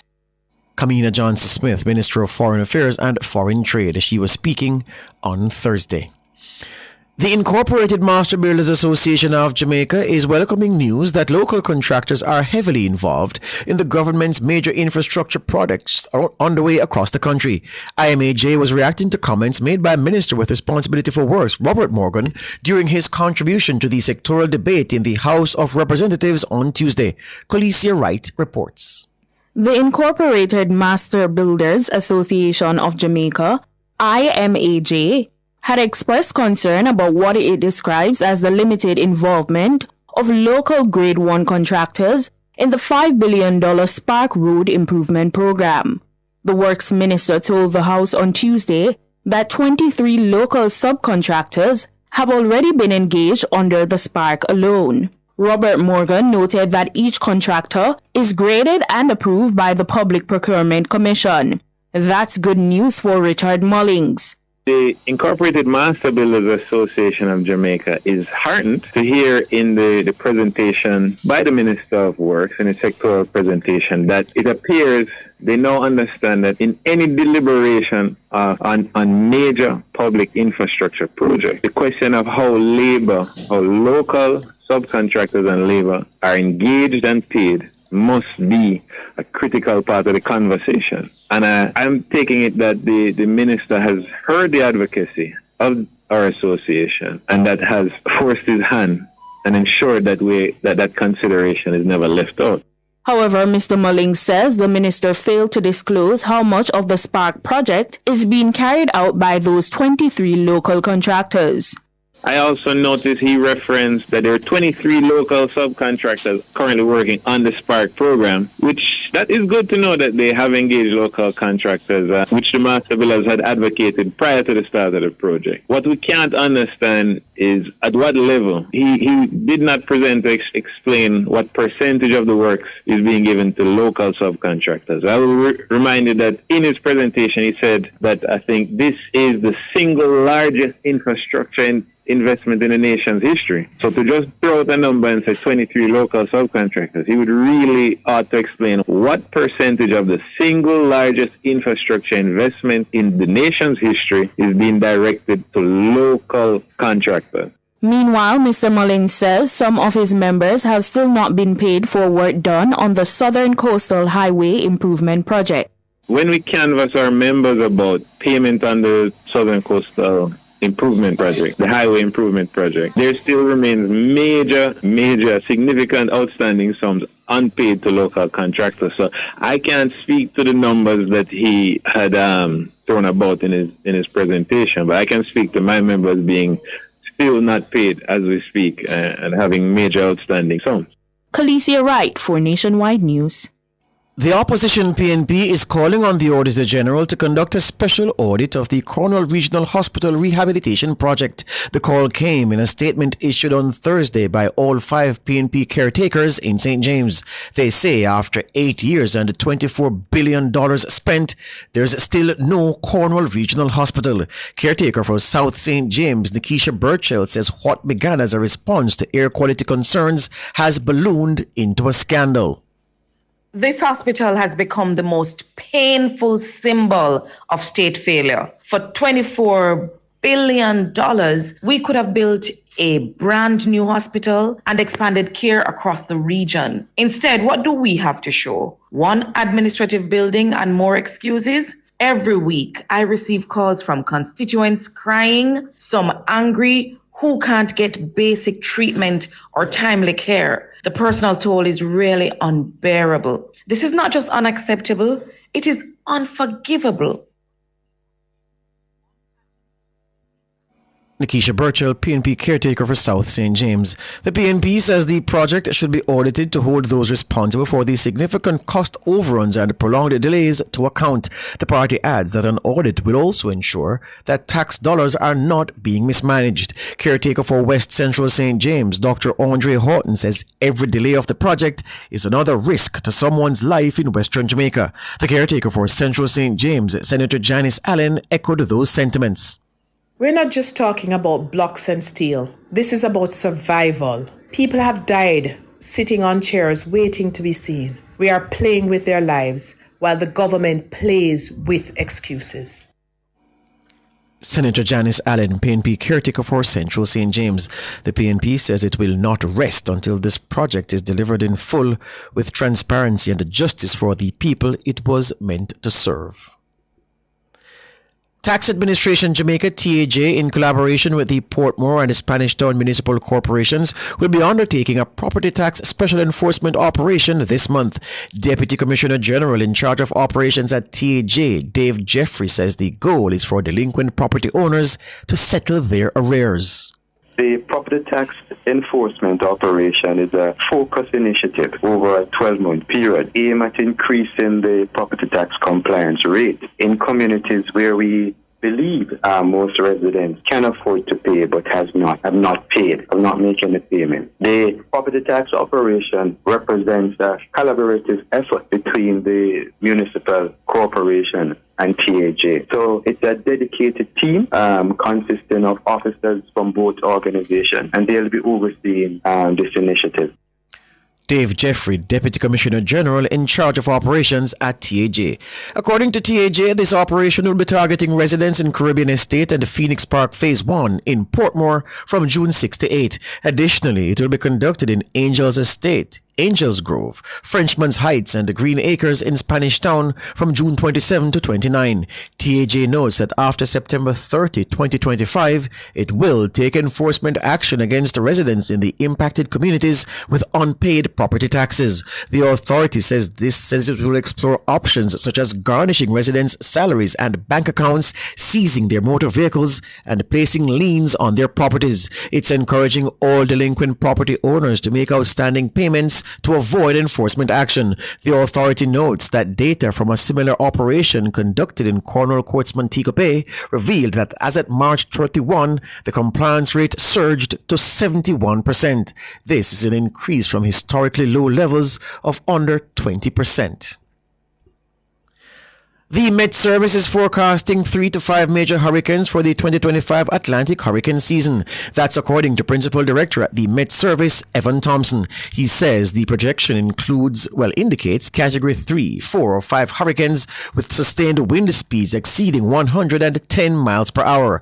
Thompson was addressing the recent meeting of the National Disaster Risk Management Council held in Kingston. Regarding tropical storms, Thompson advised that between 13 and 19 could develop. He noted that in a normal year, 14 tropical storms usually develop, producing wind speeds of about 64 to 118 kilometers per hour.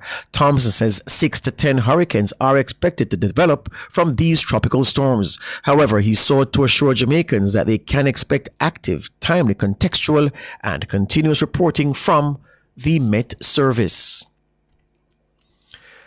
A customer service representative has been charged with simple larceny after stealing $1.4 million from a customer at a financial institution in May.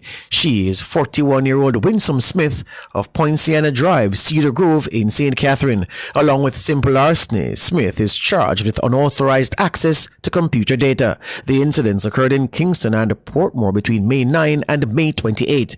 Reports are that on May 9, a man visited a financial institution in Portmore where he tried to withdraw a sum of money from his account. He asked for assistance after telling the bank that the transaction failed.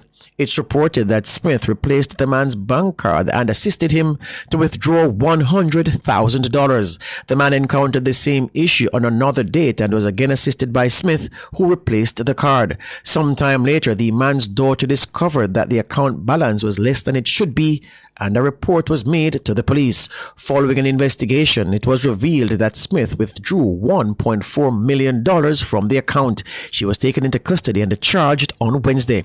She is set to appear in the St. Catherine Parish Court on July 4.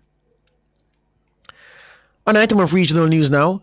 In Trinidad and Tobago, former Prime Minister Dr. Keith Rowley is describing as madness the announcement by current Prime Minister Kamla Persad-Bissessar that TNT is off limits to Venezuela. Persad-Bissessar made the comment at a post-cabinet media conference on Thursday in response to a statement from Venezuelan Justice Minister Diosdado Cabello, who vowed to pursue anyone attempting to destabilize Venezuela.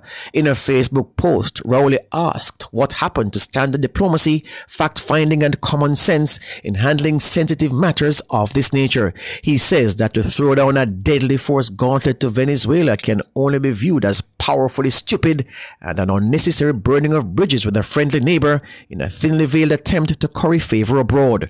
Rowley says TNT's gas fields are 60 miles out at sea. He asks if the Prime Minister really believes TNT can adequately defend those operations with force against a highly militarized neighbor like Venezuela. He said the fact the government had no information about insurgents or any bad actors using TNT's territory to try and attack Venezuela is no basis to belligerently dismiss any allegations made by the Maduro administration. Rowley said history has already shown that there was a coup in TNT without the country's own security forces being aware of its planning or execution until it was too late. Further afield, the rift between U.S. President Donald Trump and the tech billionaire Elon Musk has erupted into public view, with the pair trading insults online on Thursday. The sparring started with Trump saying he was disappointed with Musk's criticism of his signature spending bill, with Musk then accusing the president of ingratitude. After hours of back and forth, Trump appeared to downplay the situation, telling Politico, "Oh, it's okay. with Musk also appearing to believe there's a need to patch things up. The same outlet reports that White House aides have scheduled a call between the pair for later on Friday. Musk's companies, including Tesla, SpaceX, and Starlink, have direct contacts with the U.S. government. On Thursday, he walked back from an earlier threat to decommission a crucial SpaceX spacecraft used by U.S. astronauts. That's the news.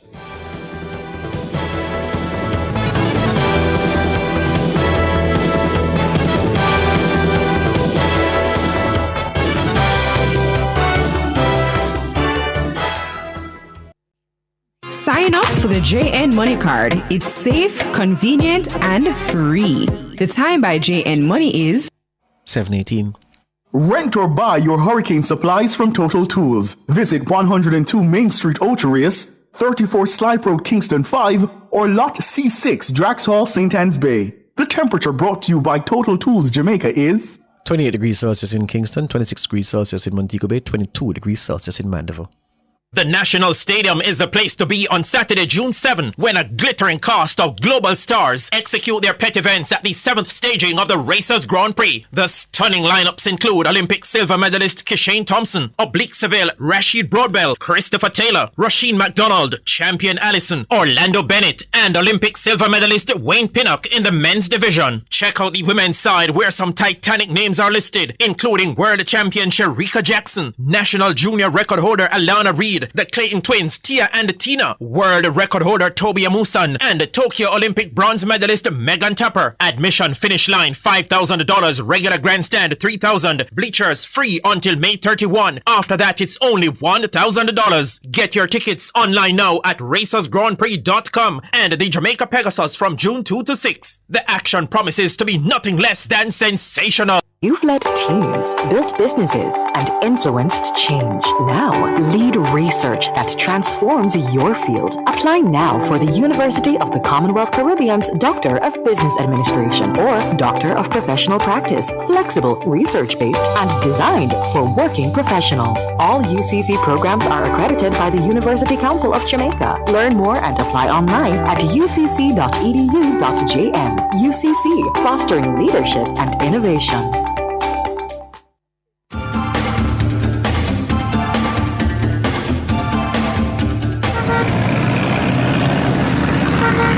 Time now for Street Smarts 2 with Ludlow McLean. Good morning, Ludlow.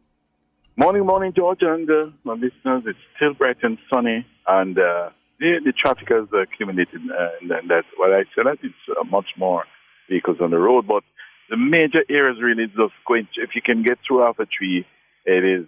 If once you can clear, well, South Oden Avenue is here. Mullines Road is already being bumper to bumper coming towards Eastwood Park Road.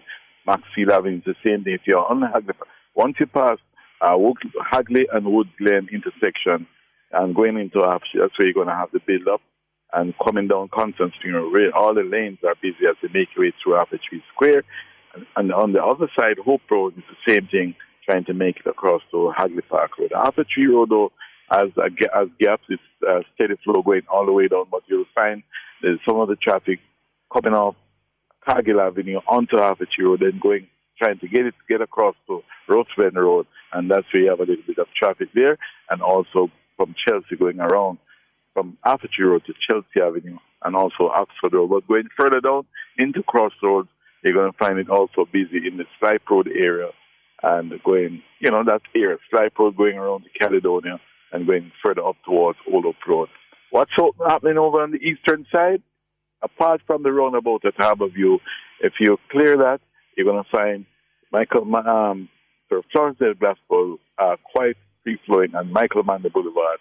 But remember, the speed limit, 50 in some areas and 80 kilometers. And going further out towards Port Royal Street, you'll also see the traffic coming in from, the Marcus Garvey Drive coming towards Harbour Street, and that's where it is busy in that Harbour Street here. So it's lots of traffic as our report ends, and traffic later, maybe up to 9 o'clock thereabout. But George, I noticed something about skid marks on the highway, both ones, the north-south and the east-west. Edward Seaga Highway and the PJ Patterson Highway, I should say. And lots of skid marks. I don't know if some of the vehicles that they ended up onto the hard shoulder and then onto the barrier. It seems as if it's a lot of speeding taking place, and then they're not able to control the vehicle. So it's a lot of tire marks heading in different directions. I don't know if you have ever observed it. Both highways, north, east. Yeah, I always do. And then when I look at the barrier in the area that the skid marks lead, I don't see damage. So I'm saying, well, they pulled up just before the barrier. I often wonder, but I noticed them as well, Lotto. Yes. Speeding, man, and you can't control the vehicle. Driving too fast and not able to maneuver and control the vehicle. All you can do is press the brake and then you skid. Yep. All right. Anyway, have a good weekend, sir. Yeah, man. You too. All right. Ludlow McLean there with the Street Smarts do. Up next, Front Page.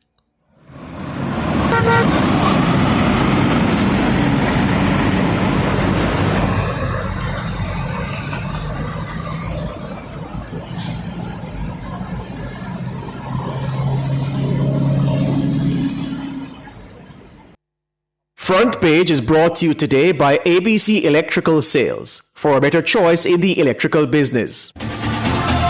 For all your electrical needs, visit ABC Electrical Sales. They stock a wide variety of electrical supplies, including plugs, switches, panel boards, and conduits, plus energy-saving fixtures.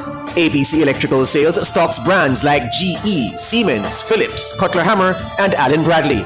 They also offer free island-wide delivery just to suit your needs. Visit them at Shop 8, Hagley Park Plaza, Kingston 10, or call 876-754-3714-5 or 876-754-3825-8. ABC Electrical Sales, for a better choice in the electrical business.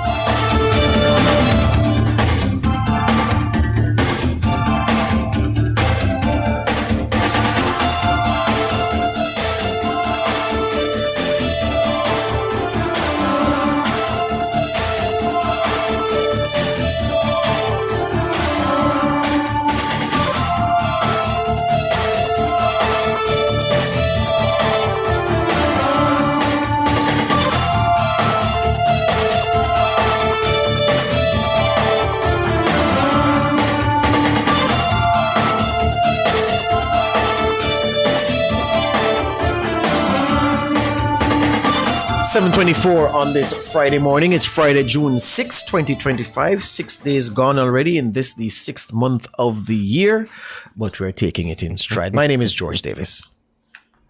I'm Sondre Road, and of course, you know, it is the Front Page, and we are turning our attention this morning, George, to the Incorporated Master Builders Association of Jamaica. They had expressed concerns about what it describes as the limited involvement of local Grade 1 contractors in the $5 billion Spark Road Improvement Program. The Works Minister told the House on Tuesday that 23 local subcontractors have already been engaged on the Spark alone.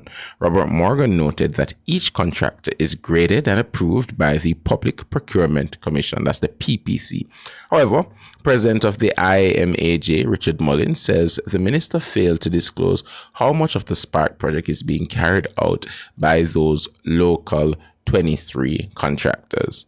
Meanwhile, Mr. Mullins says some of his members have still not been paid for work done on the Southern Coastal Highway Improvement Project, which is, I guess, SKIP or SHIP, whatever it's pronounced. SHIP. I've heard them say it as SKIP, but President of the Incorporated Master Builders Association of Jamaica, IMAJ, is joining us this morning, Mr. Richard Mullins. Good morning, Richard. Hi, good morning, gentlemen. Hope you can hear me. How are you this morning, Richard? I'm doing great. All right, so I want to get straight into this conversation about the subcontractors. So the minister is saying that 23 have already been engaged on the Spark, and based on that, you would have come out to say that you don't think there is enough involvement of our local subcontractors when it comes on to this Spark program, and you'd have said a lot about economy and how it will impact these businesses, etc. So what can you say to us about this Spark program and the impact on your association as of this morning? Well, as you may or may not know, we had issued a press release earlier. We have written to the minister, to the National Works Agency prior and during the early implementation of Spark to ask them on what basis they were going to distribute the work, how were local contractors going to be engaged. And the only response we got was in the presentation in Parliament. And it should be obvious, for the single largest infrastructure investment, as the minister has coined it, you would expect some more transparency and some more relation with stakeholders such as the master builders, as representing your local contractors. The mention of 23 subcontractors, but without obviously, clearly, not mentioning what percentage of the work. Some people might view that as misdirection. But from the understanding that we would have gotten after interviewing the minister, I think here a couple weeks or even months ago, we understand that the major contractor would have been Czech, and the works would not be done primarily by them, but by local subcontractors, and they would basically manage the works according to whatever contract they signed, etc. So is that not the understanding?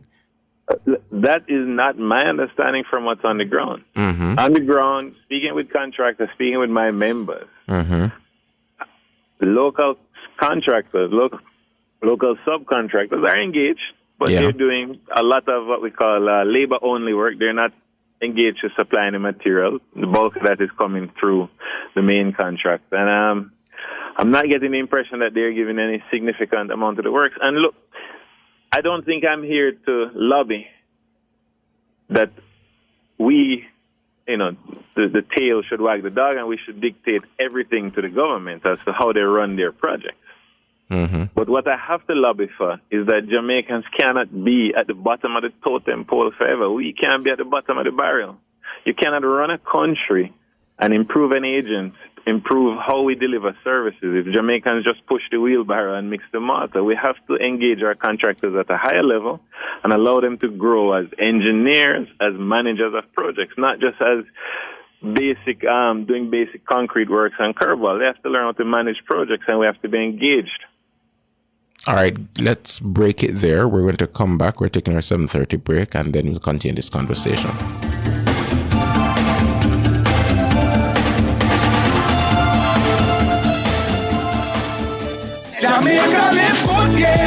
Give up every illegal gun. Call the police at 119 or Crime Stop at 311. The time by the Ministry of National Security is... It's 7:30.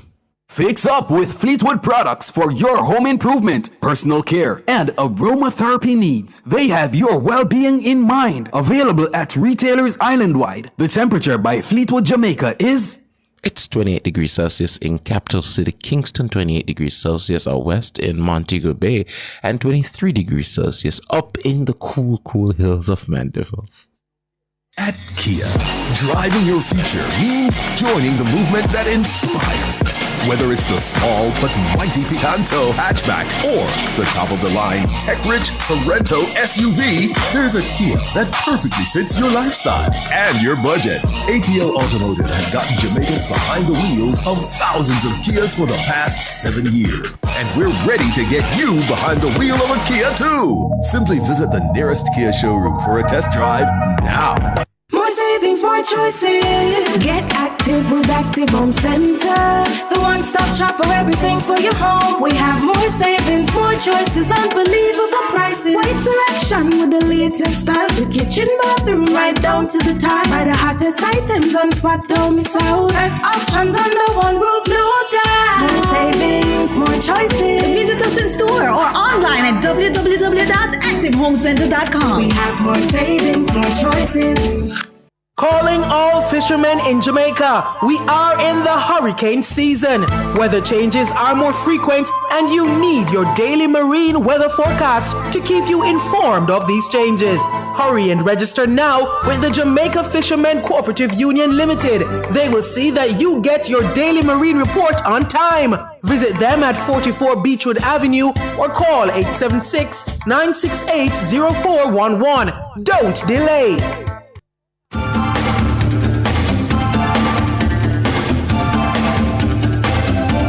Welcome back to the front page. We have Richard Mullings with us. He's president of the Incorporated Master Builders Association of Jamaica. Morning again, Richard. Hey, morning. You're right. So here's the thing. I'm trying to distill what you've said just now, what you said just now, and what you have been saying since this $45 billion project was mooted and started to take shape. Is it that your concern that local contractors have not gotten a significant portion of the work, or that they haven't gotten any of the work? I want to be clear. No, at the moment, they have not gotten a realistic portion of the work that is in keeping with the ability and capacity of the sector. All right, so you've swapped significant for realistic. What would realistic look like? Realistic means engage at their capacity. We have multiple manufacturers of asphaltic concrete that are not being engaged, that were not even asked to quote for supply of asphaltic concrete, even though they've invested billions of dollars in asphalt plants to provide to the country's road networks. We have contractors with a large fleet, various levels of construction equipment, backhoes, graders, bulldozers to work on roads. They're not being engaged. We're importing brand new equipment, or the foreign contractors are importing equipment to use when Jamaicans have invested in equipment to serve the country. That's what I mean by realistically engaged. All right, hold on, Richard. Hold on, Richard. I want to distill. So where the supply of equipment, machinery, and material is concerned, you are saying that local suppliers have been underutilized. Yeah. All right, good. When it comes to actually doing work on the project, whether you're an engineer on the project, you are an otherwise classified contractor, or you provide labor, what is that side of the equation looking at? Like, are those people substantially engaged? No, they're not. They're not substantially engaged. 23 local subcontractors from our checks with my membership, they're not engaged at a significant level in terms of using the mind and methods and true capacity of our locals. I hear you call for the minister to declare what percentage of the work is being done by locals. But I'm asking you the question. You're the man on the ground. You've stressed that several times in this conversation. I have no clue what percentage. I mean, you couldn't know? George, I've written the minister, I've written to the National Works Agency, and they've chosen not to respond. But Richard, hold on. If you're close to the ground as you are, and we're not questioning your proximity to the ground, I would be obviously unable to give you a percentage. Yeah, but I can tell you from canvassing the members. Yes, give me that. What's your canvas showing you? No, almost uniformly. They say they get little peanut at work. They get a little bit here, a little bit there, and they can't really speak to who getting what them here. A little guy doing this there. That's the kind of response my question though, Richard, is what does a peanut look like? Because we're trying to ascertain for our listeners. $1 figure? Yeah. Give us an estimate. Give us an estimate. I have $0 figures. Let the minister had a lot of numbers to throw around. Let him come and tell you the dollar figure. Let the NWA respond. But Richard, I don't want you to resile from this, because here's the thing. People listening to us now are saying the man advocating on behalf of these Jamaicans, what is his information? Because if the minister comes and says XYZ, what does he have to contradict to say, well, actually, it's not that? So I'm saying to you, based on your canvas of members, and just hear the point through. Just hear the question through, Richard. Just hear the question through. Yeah, man, just hear the question through now, and then you can respond clearly. I'm saying, one would expect that given your capacity and your function, you would canvass and you would be told that, listen, yes, what we get is not sufficient, but X percentage of your members then have been getting a little piece, even though your desire is for X percentage to get a bigger piece. So I'm trying to get from you, if you have an idea of what percentage of your membership is being, give me that. Sure. If your percentage of my membership would be like less than 5%, maybe 1 or 2 members of my membership. And outside of your membership? Can't speak outside of my membership, Josh. Meaning? I can speak to what the minister said. Yeah. He said 23 local subcontractors. But Richard, if you talk to your members of this, well, listen, we are IMAJ, we are IMAJ, but And there we're are not being engaged. Right. They uniformly are Yes. saying they get minimal engagement. That's what I'm telling you. You All want right. me to tell you a number? That No, man, I don't want you to tell. I don't want you to make up nothing and tell me no. I don't want you to make up nothing and tell me. I want you to give me the true representation because you are our window to what is happening on the ground. So I'm saying to you. So fine, just reason with me. As far as IMAJ members are concerned, they are being underutilized, underengaged from your information. So I'm saying, is it then that there are other local representative groups or other groups of locals who are unrepresented who are in at the party eating healthily from the trough? Is that your information based on your understanding? I would have to deny your use of the word healthily. Oh. They're not eating healthily. They're people eating, who but are getting projects. Mhm. They are, as the minister said, people are getting work. But I definitely do not agree that that what they're giving out to locals matches with the local capacity. So neither your IMAJ members nor any other local group, whether a formalized group or just locals, nobody local is eating well. Let's put it this way, George. If there is somebody eating well, while the majority are not, I would love somebody, meaning the powers that be, to come and explain why any singular select group is eating well. They can come and explain that, but I'm talking for the majority. The majority are not. All right. I was very keen. I'm keen to revisit the issues you mentioned of people who've invested in aggregate facilities, in raw materials that you need in construction, people who have bought equipment, and that kind of equipment is not cheap. And you say that they've not even been asked to bid to supply machinery and equipment to the project. You're certain about that?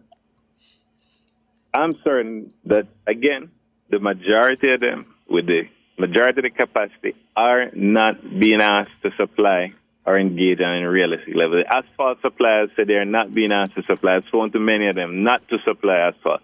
They've been asked to supply labor to install, labor to do the asphalt, but this major supply of the asphalt is not coming from local. Mm-hmm.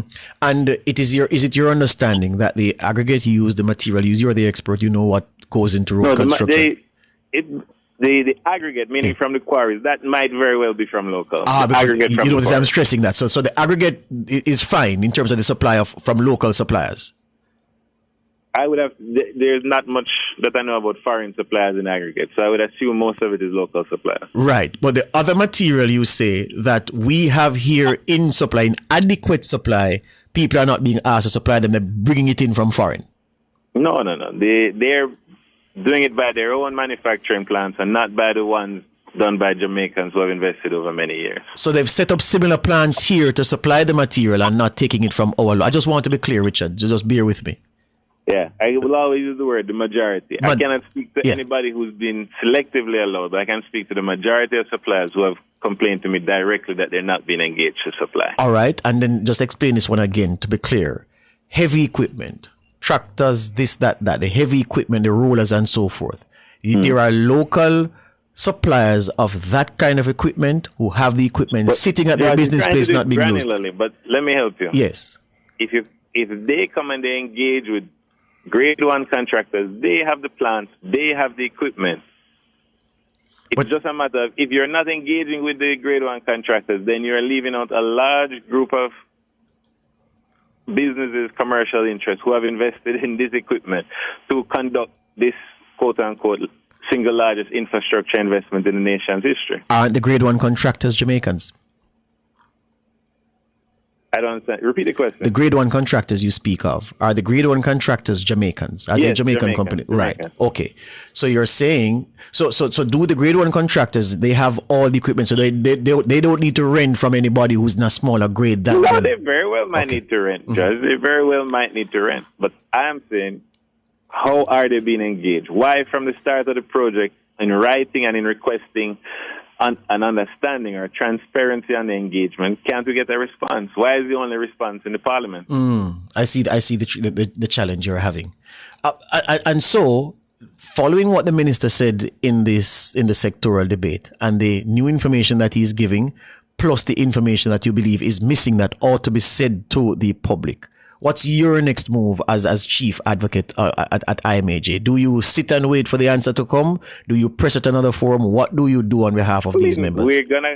I have no choice, Judge. I have to represent my members. I have to press. I have to understand and push and lobby for the information, for the transparency. These $45 billion of our tax money can't be spent without us who represent locals trying to get a clear understanding. It just can't be done. All right, on that point, I'm just going off what the YouTubers are saying. I've been having so much comments about the quality of work that Jamaicans are saying they would have experienced over the years.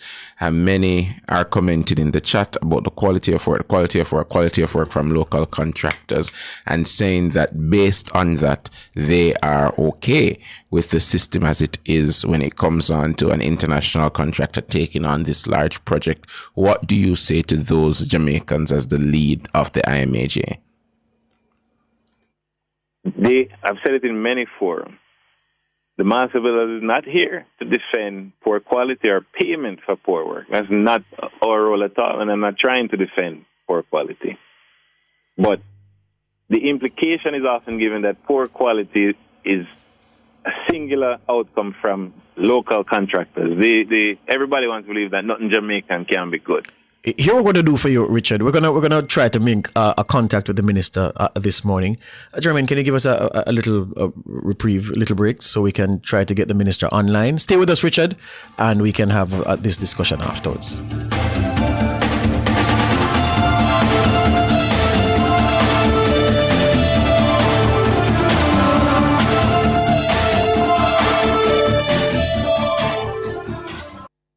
Burnt fried chicken always ready. Original crispy. Burnt shock, Cajun spicy. Burnt shock, a barbecue. Burnt shock, we are our burnt shock. The time brought to you by Burchak Fried Chicken in Kingston, Montego Bay, and Ocho Rios is... It's 7:44. At Hawkeye, our mission is to deliver cutting-edge security solutions to help you keep track of the things you value most. The temperature by Hawkeye is... It's 28 degrees Celsius in Kingston, 28 degrees Celsius in Montego Bay, 23 degrees Celsius in Mandeville. Yo, genius! We just get the Burger King Double King combo. One original chicken sandwich plus a Whopper Junior with cheese. Well, a 2 sandwiches enough. Plus a small fries and soda for only $1,300. You use the new rubber money. You did say the money can stretch a Burger King. Me mean you get more food for your money. One combo, 2 sandwiches. So you want I got eat whole a 2 sandwich, brother? My belly can stretch, you know. Get the BK Double King combo. Limited time only at Burger King. Taxi drivers, ready to start earning more money? Join Amber on Time, Jamaica's taxi app built just for you. 0 commission in the first month, no catch. Plus get a free vehicle tracker to protect you and your ride. Stolen vehicle recovery and panic alarm response included. Download the Amber Captain app today and start driving. Or roll through to our office at 30 Westminster Road, Kingston and sign up on the spot. So whether you're the Kingston, Mobe, Ochi or anywhere else, work there. Come take advantage.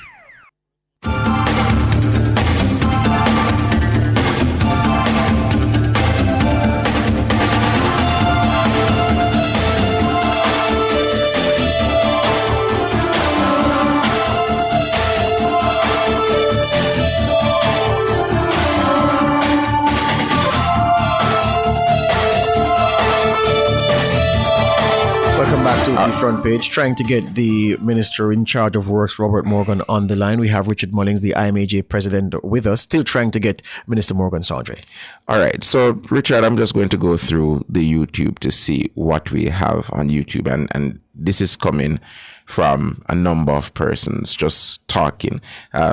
George Alwood is saying, too long we have suffered with poor work by local contractors. We're going down the line. Somebody said, discover something new, said the contractor that did Edgewater should never do another work. I think we have the minister. We have the minister? Yes. Okay, great. Minister Morgan, morning. Hi, good morning. Richard Mullings is with us from the head of the IMAJ. You know him well. Right. And Richard is asking some questions. Richard, here's the minister now. Ask him the question, sir. No, Minister. Hey, Minister, how are you doing? Hey, Richard, how are you? Oh, good to hear you. No, the clear question is, Minister, that has been brought up is you mentioned local contractors being engaged, but at what percentage, what volume relative to the overall project? So we are doing currently 78 roads have started, and of the 78 roads, 20, well, in the west is more than that. At least 30 to 40 of the roads are being done by local contractors. The issue that we have, or the issue that the main contractor seems to be having, is they're negotiating rates with a lot of the contractors. And I can give you an example without calling names. A road in my constituency was supposed to have started, and the local contractor would have engaged with the enterprise contractor to negotiate rates. They, in the negotiation, had started to mobilize, but when they looked at the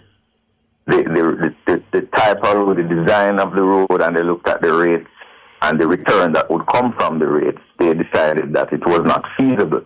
And that's what you have in some cases where some contractors, local, have a different, what I call financial profile in how they execute jobs. So they may be able to execute jobs that other contractors may not be able to execute. There's another case where, based on my understanding, that there's an unwillingness by the main contractor to engage locals. They actually are trying to engage as many locals as possible. And we have meetings with them every week, and they said, oh. But as you know, somebody has to make a profit, and the local contractors are negotiating very strongly, and so too is the main contractor negotiating very strongly. So that, and I suspect that as time goes by, more and more local contractors will be engaged, because we have a good time coming. Hold it, Minister. Richard, you satisfied with that? The short answer is, George, not really, because I'm very curious to hear my question about just value-wise, or the minister has mentioned number of roads. I'm very curious about dollar figure value, because my understanding is a lot of the value in the roads is the supply of the material, which is not being given to the local subcontractor. Well, pause it there and put that question. Minister, he wants to know, you've given him number of roads, he wants an approximation of value that the local contractors are extracting. Yes. Let me make it let me try to assist. The government cannot dictate to somebody who has won a tender how to execute their business relationship with a subcontractor. The government can say you need a contractor percentage as part of the agreement, which we have done. What's that percentage? What's that percentage? So the subcontractor cannot subcontract more than 51% of the roads.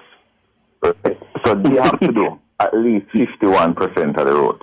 Because if I hire you to do a job, George, and you decide to give away a majority of the job, it means it's not you doing it. There you go. Mm-hmm. Right? But so they are supposed to do at least 51%, but all indicate and the subcontract at least 50%, 49% of the local subcontractors.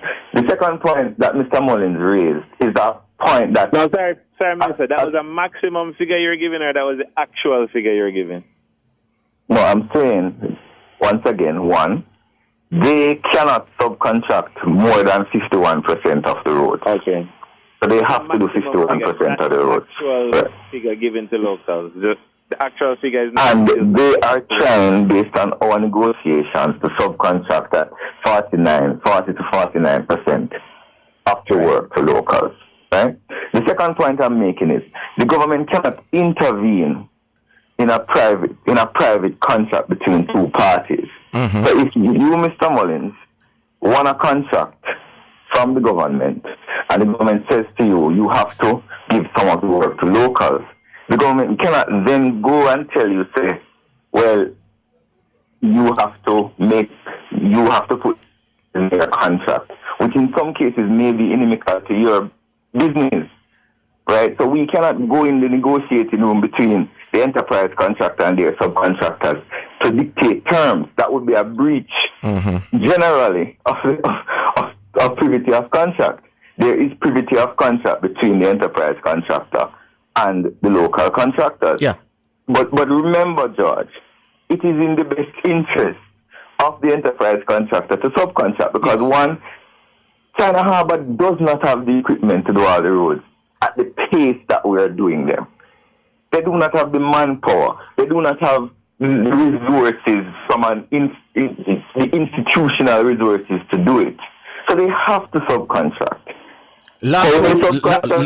Hold on there, Minister. We're out of time long time. But here's the thing. I want to ask this on behalf of Richard. He posed it earlier. In terms of heavy equipment and materials that go into road construction, based on your understanding, are the local suppliers of this kind of equipment and machinery, are they actively and substantially engaged in this Spark project? Yes, they are, because it is impossible for China Harbour to import all the equipment that they need. For example, Stewarton Road in my constituency, there was a large excavator on that road for about 3 weeks, digging out the drains and so on. And it was by somebody who lives in the community. It wasn't a grade 1 contractor, the person, maybe not even a PTC, but they who live in the community was the one who rented out. That excavator is now in Maypen, doing another road in Maypen. And all across the island, local equipment owners are benefiting. So it's not just grade 1 contractors, George. There are individuals who own equipment, who own trucks, who own companies, aggregate companies are benefiting as well, because the aggregate has to come from somewhere, and Jamaicans are the ones who own the aggregate, the mines that the aggregates come from. So there's a wide cross-section of people who are benefiting to the tune of tens of billions of dollars when this thing is finished. All right. All right, I have to leave it there, gentlemen, unfortunately. I hope Richard Mullings got some of the answers and he's on the path to qualification. He wanted to respond to his written conversation. Quickly, Richard, we're out of time, long time, yes. Very important, George. Yes. The issue with us owing money to ship contractors is I think it needs to be explained properly. The money we owe could not have been paid because there was a conflict between the local contractors and the enterprise contractor, which was China Harbour. They negotiated, they came to a conclusion with the consultant in March. It was submitted to the government in March. It had to go to the Ministry of Finance. Minister might be between China Harbour and the consultant. Our members negotiated with China Harbour last year, completed those negotiations with China Harbour last year. The government cannot pay, Mr. Mullings, the local subcontractors. Yeah, the government cannot pay money before it is validated by the consultant. I have spoken directly to contractors and told them at every step of the process where we are. When the thing went to finance, I called them and told them. When the thing finance to the Ministry of Economic Growth, I called them and told them. Now that it is going to go to Cabinet, I have called them and told them. So they cannot claim ignorance, because I've been very open with these contractors as to where we are in the process and the dilemma we face. We did not budget $3 billion in the budget, so we are going to have to find a way through the government to find that $3 billion that they're owed. Yes. And they have to appreciate that as well. Hear you. Thank you, gentlemen. I have to run it there. Richard Mullings is IMAJ president and Robert Morgan is the minister in charge of works. All right, so we're just transitioning, George, because we are, tight on time with birth rates declining and projections showing more Jamaicans over 60 than under 15 by 2050. The country is facing a demographic crossroads, yet fewer than 20% of the labor force contributes to a pension plan. For discussion on pressing issue of aging population and what it means for retirement security, we're joined by President of the Pension Industry Association of Jamaica, Mrs. Sanya Goff. Good morning, Sanya. Morning, Sandra. How are you doing? I'm good to have you on. So I want you to explain what this means as it relates to our demographic turning point, and why exactly is this significant to Jamaica's future?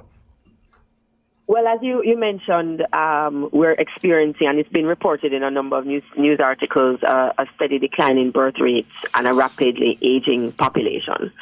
So what that means is that we're going to see more elderly people making up our demographic. Mm-hmm. It is projected, as you said, by 2050, more Jamaicans will be over 60 than under 15.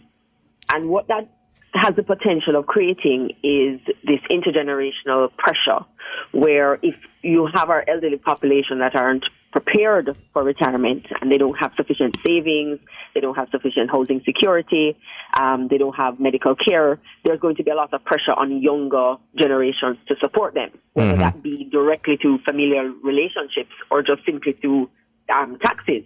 Yeah, and a lot of that we know of, when you get to work as you're a son or you're a daughter, you have to then prepare for in the future to take care of, retired mom, dad, grandfather, grandmother. That is cultural, right? There's a kind of expectation you will ensure your parents are taken care of. Yeah. And it's not always feasible for, in some circumstances for parents to send their children to school, look after their children, and also save for retirement. And so one of the things we have to do is find a way where we can get that balance struck, because that intergenerational pressure can cause intergenerational poverty where there's just never a break and you're never able to save for yourself because you're now looking after your elderly parents. Yeah. We have a situation now where less than 20% of the workforce is enrolled in a private sector pension plan. So we have NIS, which is there, and every working person on the PAYE system ought to be contributing to NIS as well as self-employed individuals. But in terms of private sector pensions, when you look at persons in the private sector, persons employed to the government pension arrangement and the tourism workers pension scheme, it's less than 20% of our population. It actually hovers around 18 to 90%. And so we really are seeing a statistic that doesn't, give us any comfort that we will have our elderly, supported and protected when it comes to retirement security. So in terms of pension reform, Sanya, you have been advocating for this, and we've seen the advocacy, at least personally, I've seen it. How has your engagement been with government and financial institutions about getting this type of pension reform across the board? Our mandate is twofold. One is to advocate for regulatory reform to improve the pension landscape so that it encourages more people to save for retirement, that it makes it an attractive environment for employers to want to set up pension plans, and so that's a big part of our reform and our mandate. And then a second part of our mandate is around public education, and all of this, people understanding why it's important to save for retirement, why retirement security is critical, and we want to be proactive when it comes to the work of the association, not reactive. So there was a time, I think, when we first were established, we would just be, we're just kind of reacting to the legislation, reacting to the positions of the regulator. Now we are taking a proactive stance, and we've been doing that maybe, for the last 5 to 8 years. We've been really working on what can we do to improve coverage, how can we propel this along? And so we have two main proposals we've been working on quite assiduously. One is in the realm of auto-enrollment. And we've prepared a proposal. We've met with many stakeholders, the unions, BOJ, Tax Authority, FSC. We've met with the investment managers, administrators, you name it, private sector interest groups, PSOJ, JCC. We've met with them. And we've gotten the green light. Well, we got the green light when former Minister Clark last year for auto-enrollment to move ahead and for cabinet submissions to be prepared. We actually had a courtesy call with Minister Williams maybe 2 days ago, and we've brought her up to speed on where that is, and we've gotten her commitment on that as well. And really what auto-enrollment is, Sandra, is right now, employers are not mandated to set up a pension plan. Right. You don't have to put in place a pension plan for your employees. The auto-enrollment proposal is to require an employer to automatically enroll you in any one of the currently 13 retirement schemes in Jamaica. And all that means, all it is just putting you in the plan. Yeah. Because after 20-something years of this new pension plan Pension Act being in place, we're not seeing people really taking that first step to enroll in a retirement scheme where the employer doesn't have a pension arrangement. So really to take that first step. So rather than trying to encourage people to join, we're going to put you in a retirement scheme. The employer is going to be mandated by statute to do that. And if you don't want to stay, it's not a tax. If you want to opt out, or if you want to pause your contributions and restart it at a later stage, that's fine. Right, the choice is still yours.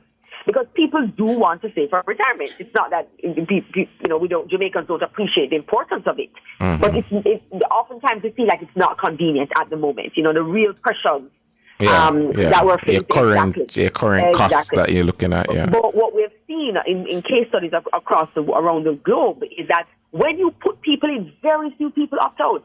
When you take that first step and you put someone in a retirement scheme, you don't really find that kind of urgency to come out, and so we're hoping that we'll see that benefit here in Jamaica, because we believe it can be a game changer, moving coverage from where we are 80% to as much as 40%. Just All right. our back of the envelope. So we have about 30 seconds left, Sonia. So I'm going to ask you this one quickly.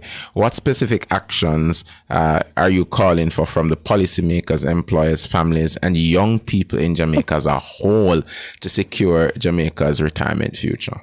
I love that question, Sandra. Thank you. So to government, we want you to prioritize the legislative action for auto-enrollment. For employers, it's your option, but think hard about including pensions in your employment benefits portfolio, because it attracts talent and match contributions where possible. So encourage your employees to save for retirement. For families, start the conversation early. Plan for the long term. Get your children understanding what it is to save for the long run. And for young people, it may seem like it's not important. No, but it is. Start saving. As soon as you start to work, start saving. Time is your greatest asset. And if you haven't started, it's not too late. Start now. You still have time. Thank you so much. That's Mrs. Sonia Goff, the president of the PIAJ Pension Industry Association of Jamaica. We're going for a break, and when we're back with you, it's Across Jamaica. Front Page was brought to you today by ABC Electrical Sales, for a better choice in the electrical business.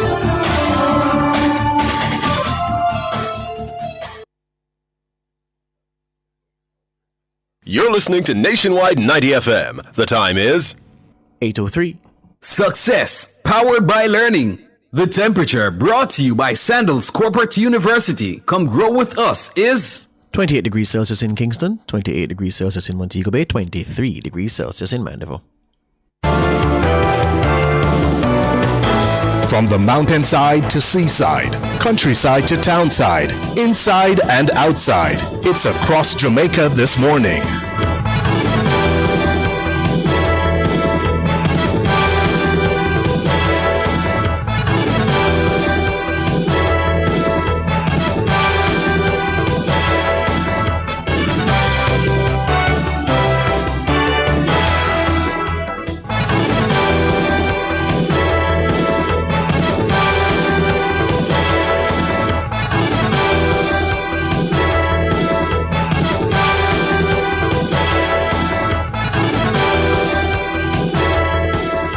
Taking you across Jamaica this Friday morning, I'm Tona Thomas.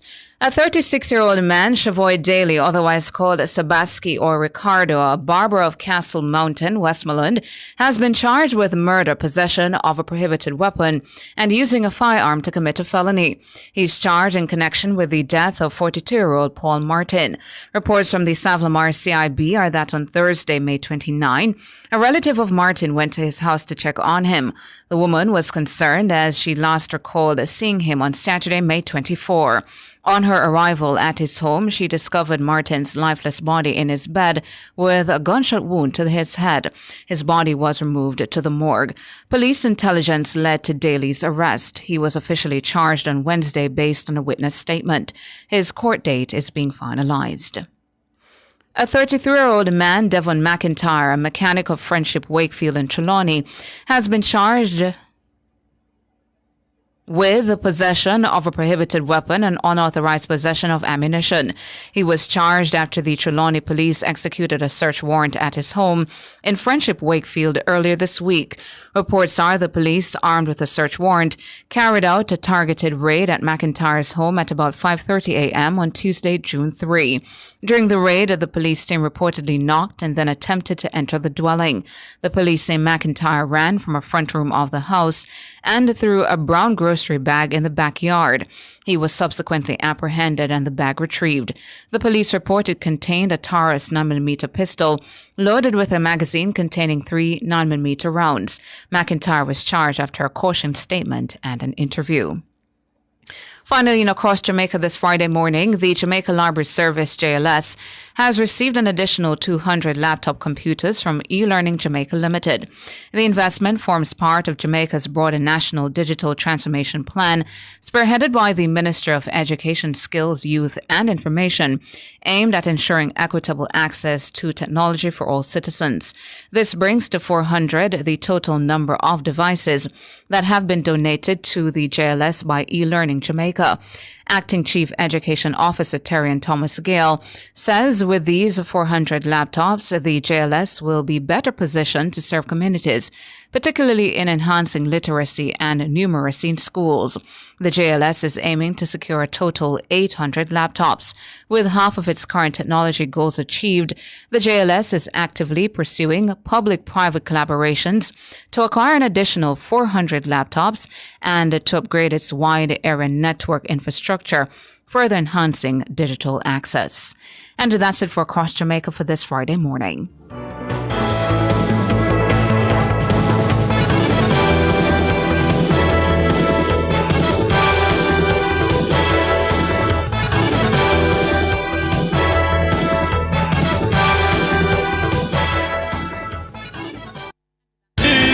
Outperform, outlast, we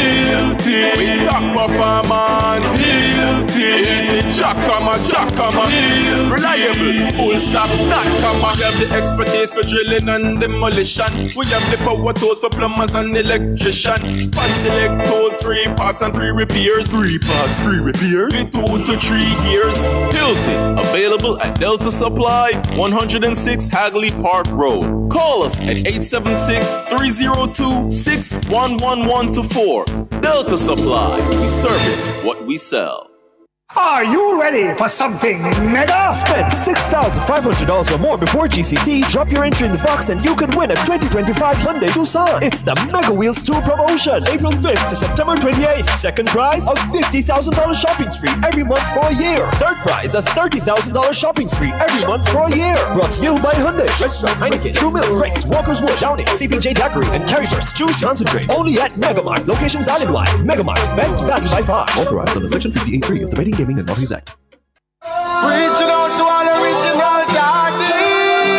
Tune in to Cliff Hughes Online from 10 a.m. to 1 p.m. as we celebrate fathers on June 13 at the Jamaica Pegasus Hotel. The Ministry of Culture, Gender, Entertainment and Sport, in association with the Bureau of Gender Affairs, will celebrate Father's Day 2025 under the theme, The Power of Presence. Fathers who make a difference. Hashtag Daddy is Home. Activities begin with a spa day on June 11 at the Ministry's Roof Terrace with outstanding Fathers Award recipients and Ministry staff members who are fathers receiving pampering, refreshments, and games under the theme Caring for the Caring Dad. The grand celebration is set for June 13 with the Outstanding Fathers Award ceremony where 60 exemplary fathers will be honored at the Jamaica Pegasus Hotel. So tune in to Cliff Hughes Online June 13 from 10 a.m. to 1 p.m. Catch the live stream on our YouTube channel at Nationwide 90 FM Live 2. All this and more only on Nationwide 90 FM, the new revolution in media.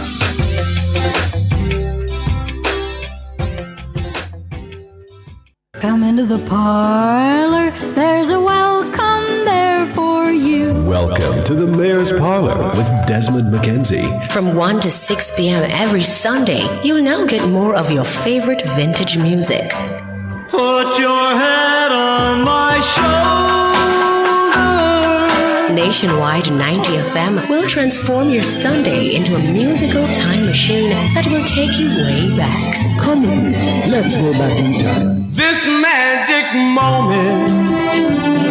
Journey into yesteryear with Desmond McKenzie in the Mayor's Parlor. I've got the music to jog your memory and make you smile. Put your sweet lips a little closer to the phone. Sit back, relax, and enjoy the best in vintage music. Come into the Mayor's Parlor every Sunday between 1 and 6 p.m. here on Nationwide 90 FM, a revolution in media. Those oldies but goodies reminds me of you. This is to advise that on Sunday, June 8, 2025, the Mayor's Parlor will begin at 12:30 p.m. We do apologize for any inconvenience caused.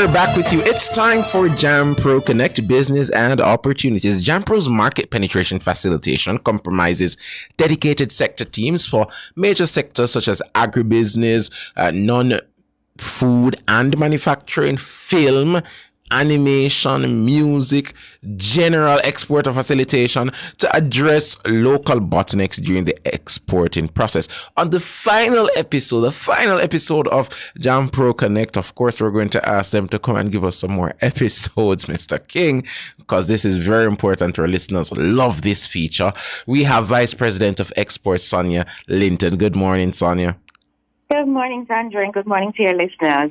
How are you this morning, Sonia? I am very good. And how are you? Thanks for having us. I'm good. Thanks for being here on Nationwide this morning. What are JamPro's main export facilitation services? Because if I'm a business and I'm thinking of export and JamPro is saying, come to me, why would I go to JamPro to ensure that I have the best export facilitation I could look for in Jamaica?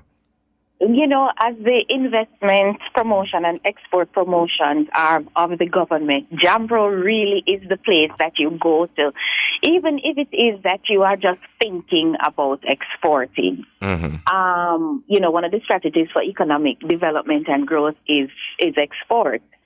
And coming to JamPro, we have a dedicated department to help you through the export process. So one of the things we do in facilitation is we start by assessing the companies.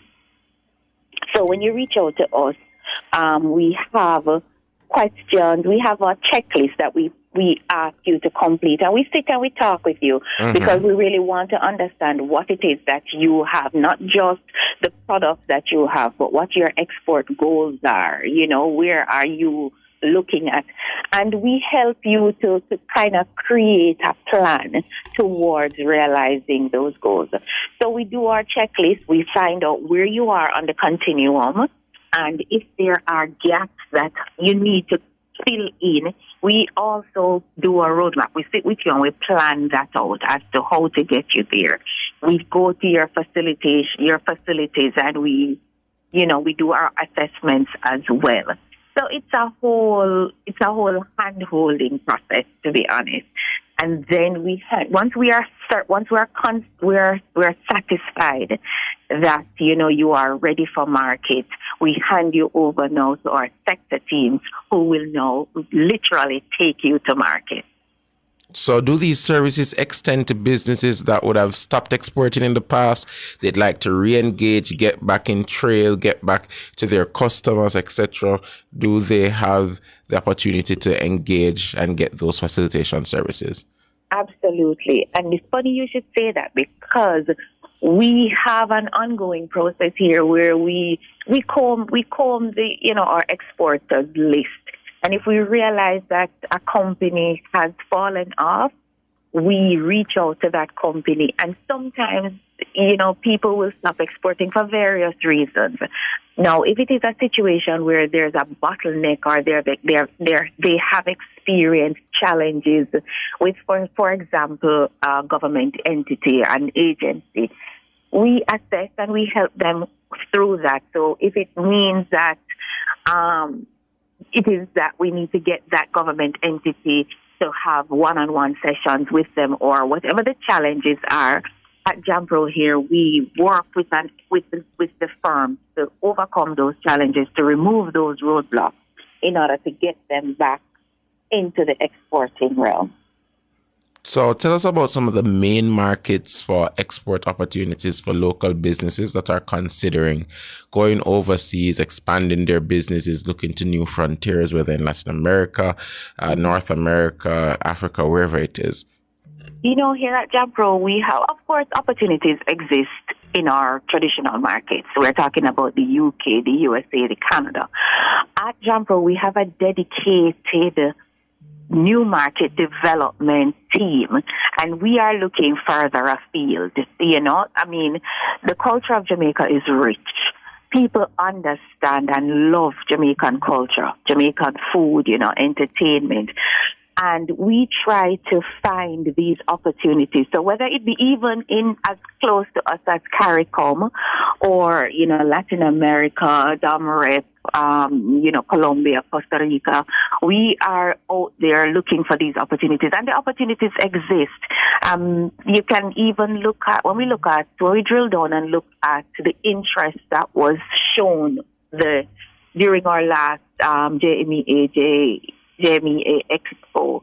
We had interest from as far afield as Thailand. We had interest from Africa, Uganda, Nigeria. So we know that people are craving Jamaican culture, and we are able to play in a lot of these spaces. Sometimes not just with food. We have services, and you mentioned before that we play in film. We have our global digital services sector, and we are able to offer internet and KPO services to far afield. The good thing is that we have a labor force that is educated. We speak English, so when people are trying to outsource, that is a key factor. And then there are things in our systems, or there are incentives here for persons to come to Jamaica to benefit. So there are opportunities. So share with us how the trade missions that we've seen heard a lot of, actually interviewed the minister on and some others. How does that help local businesses as it relates to expanding to these international markets? I'm sorry, can you say that again? I'm asking about the trade missions. How does that help local businesses?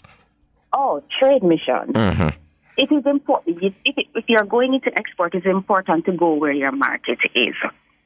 And one of the best ways to understand what markets are asking for, and to basically understand how you can position yourself into these markets, is to go into markets.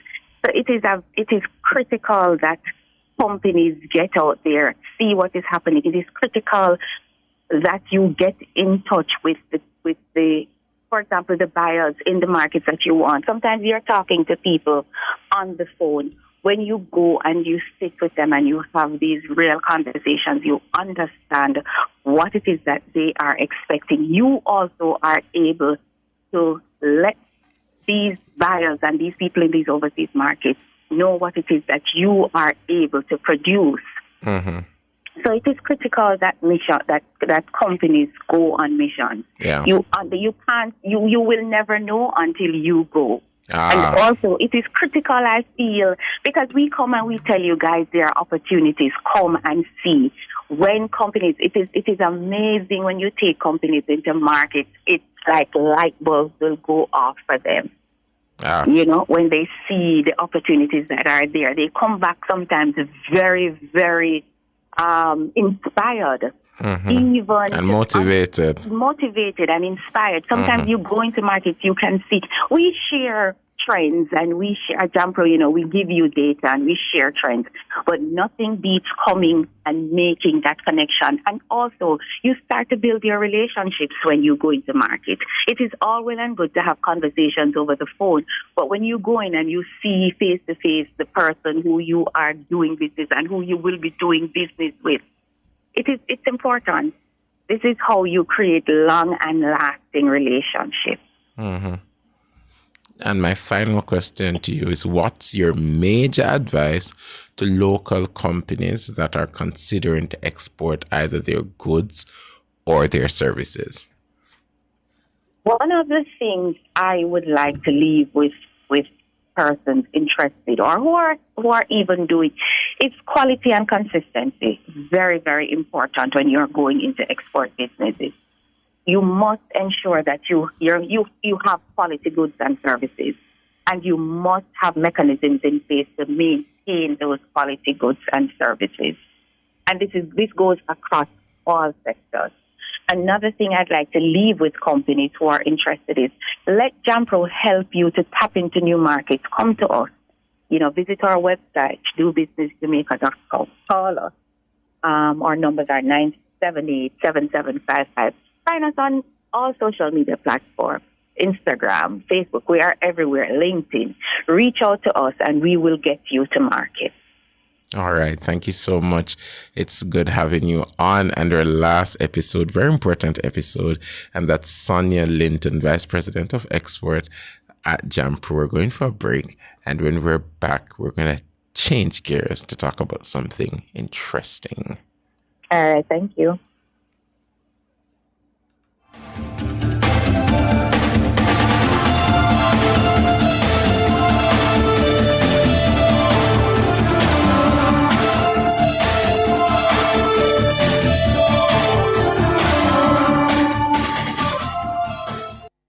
Apply for your NHD refunds at nhd.gov.jm or via the NHD app. Do not click on any links offering to help you. The time by the NHD is... It's 8:22.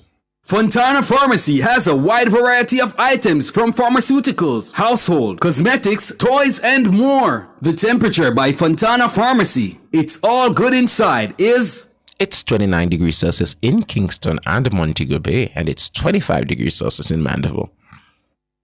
This Father's Day, escape to the Pamper Temple for ultimate relaxation. Adam and Eve Day Spa. All treatments are infused to melt your tension and remove stress. Pamper Dad with a massage, facial, body treatment, and mani-pedi. Unwind at Adam and Eve and enjoy complimentary Pure Country juices and a Johnny Walker. But now at www.adamandevedayspaja.com. Purchase gift certificates. Call 876-754-6017 or WhatsApp 876-567-2142 for details. Want to reduce your high electricity bills? Then Peak Energy has the solution for you. From grid-tied to hybrid solar inverters with full lithium-ion battery pack. Installation and maintenance packages available. Visit us at Shop 1, 3 Mosquito Valley Road, Red Hill, St. Andrew. Call 876-279-8820 or 944-0668. Or email us at peakenergysolutionsja@gmail.com. Peak Energy for everything solar. JANAC Global Accreditation, promoting consumer confidence, facilitating market access through internationally accepted accreditation and training services. Accreditation, your visa for global access. Accredited once, accepted everywhere. Call JANAC Global Accreditation at 876-968-7790 or visit our website at www.janac.gov.jm.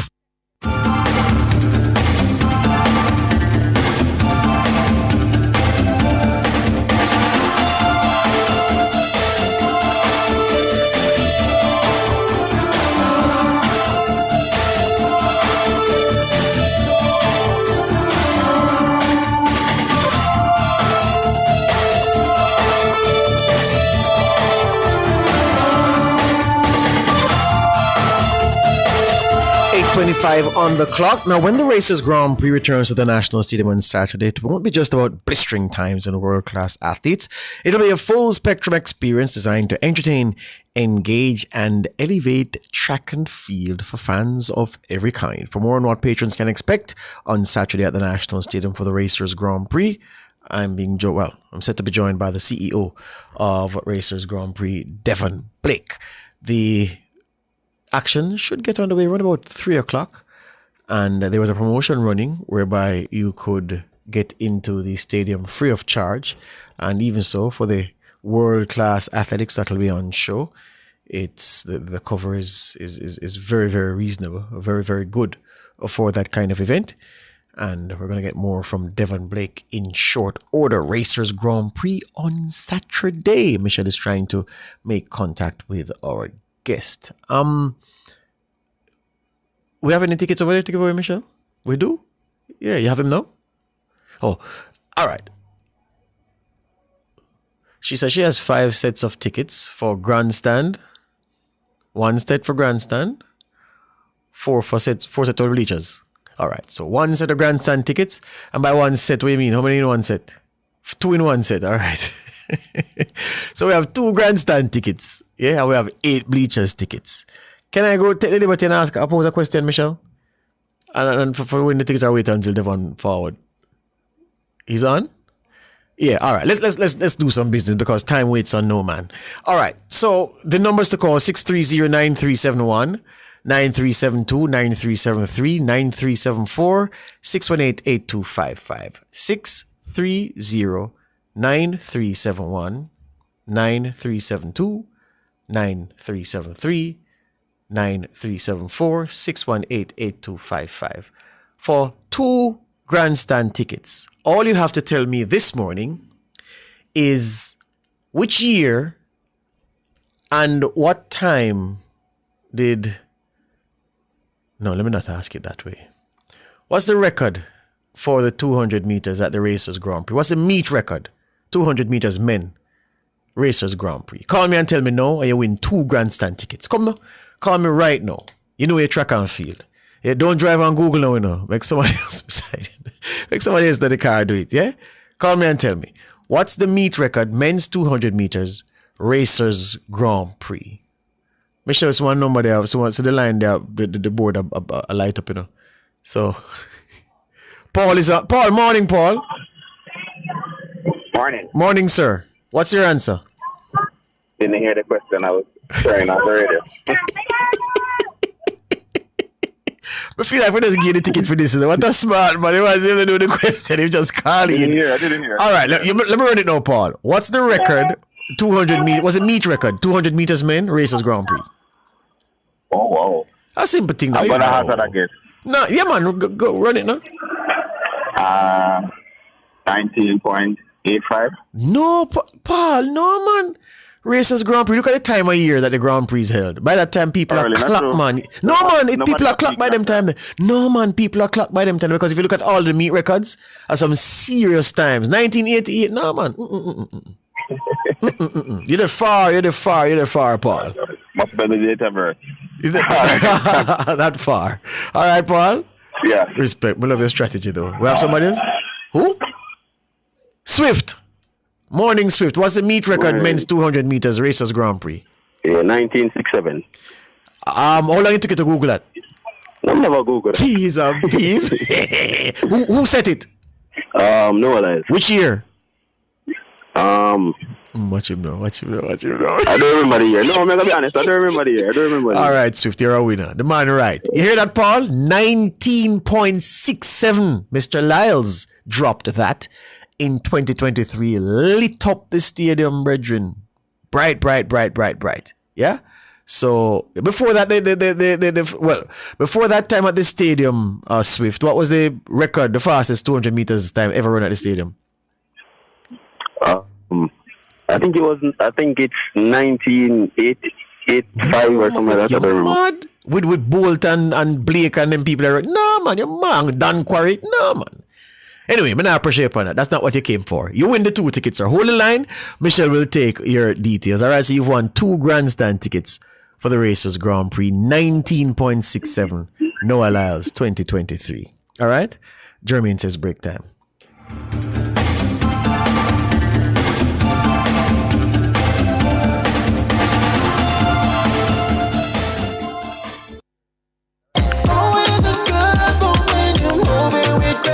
The time by Grace Good Move is 8 of one, 30 of the other. Haughton's RX, the caring pharmacy, the Yes We Can pharmacy, the Yes It's in stock pharmacy, the house call delivery pharmacy, the RX Pack mobile app pharmacy, the RX Plus digital wallet pharmacy, the 20% reward pharmacy, the easy to remember number pharmacy, 876-RX0RXRX, the easy access 24/7 pharmacy, Haughton's RX, the convenient pharmacy, #wellness, #simply delivered.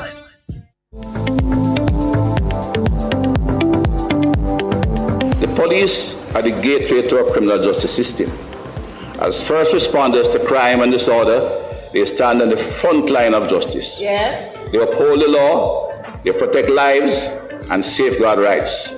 By investing in law enforcement professionals, leveraging cutting-edge technology, and maintaining a balanced approach between crime control and crime prevention, we have set a strong foundation for sustained crime reduction and public safety. The tide has shifted.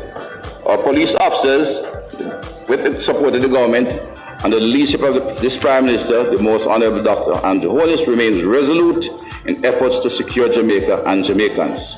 Their presence brings order. Their actions build trust. Yes. The police are not just law enforcers who move among us. They are the fundamental pillar of the nation state. A message from the Ministry of National Security.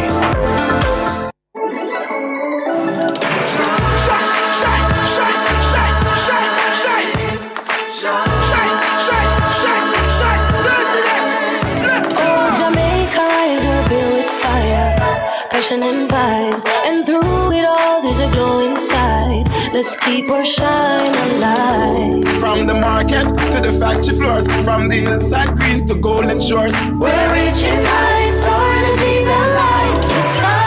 JPS, powering what matters. Ring-a-ling-a-ling, whole bell a ring. The nationwide 90 FM Schoolyard Tour 2025 is taking the vibes island-wide, straight to your schoolyard.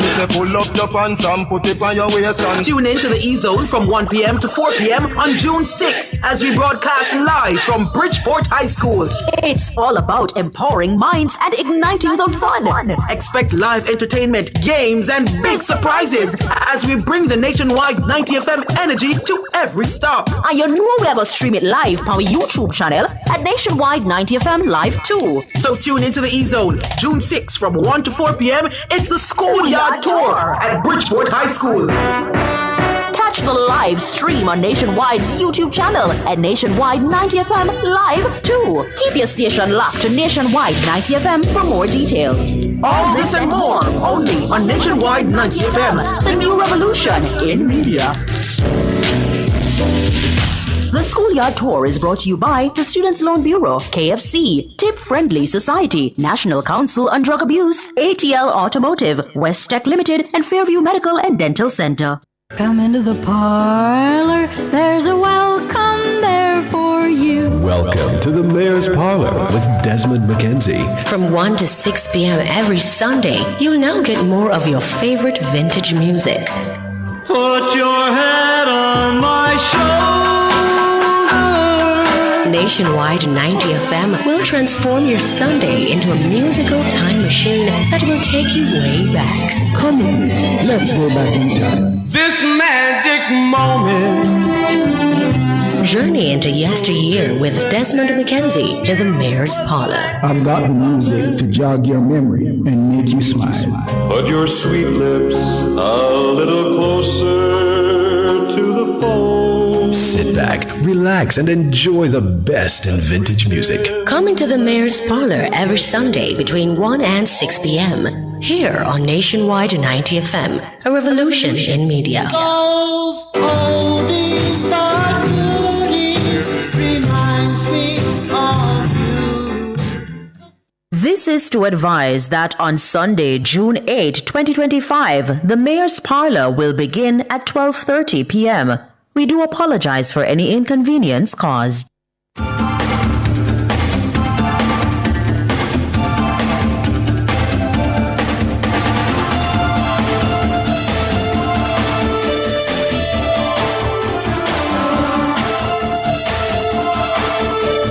So we heard that he was out training for the Racers Grand Prix on Saturday. He has taken a break from the training to answer his phone. Devon Blake, the CEO of Racers Grand Prix, is with us this morning. Morning, Devon.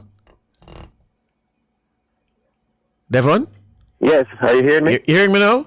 Yes, I'm hearing you. You're training for the steeplechase, I hear. Yes, a lot of hurdling. A lot of hurdling. Hold the line, Devon. I hear that we have a caller who wanted to win a prize, and I'm going to give her a chance to win 2 grandstand tickets. Good morning, ma'am. Oh, bleachers, beg your pardon. You see, quick. The producer said bleachers. Good morning, miss. Good morning. Good morning. Good morning. Michelle, is she there? Good morning. Hold on. Oh, I think the call dropped. All right, Devon, let's crack on. So, Racers on Saturday. The people want to know what time to come out and what will be what they'll be seeing there at the stadium on Saturday. All right. So, thank you for having us on. First and foremost, good morning to the listeners. We will be having a grand time. You may come out. The gates open at 3:30, so you can come out anytime from 3:30 onwards. From 3:30 onwards, we have a kiddies village that we're encouraging persons. Take your children out. Have a good little family time. The meet actually starts at 7 p.m. And the earlier persons come, the easier it is for the traffic management. All the gates will be open, providing access, so it should be easy flow. But if everybody reserves their entry until 6, then you probably miss the first race. So come out early. We're prepared something so you can have your children enjoy themselves, going to bounce about some slides, etc.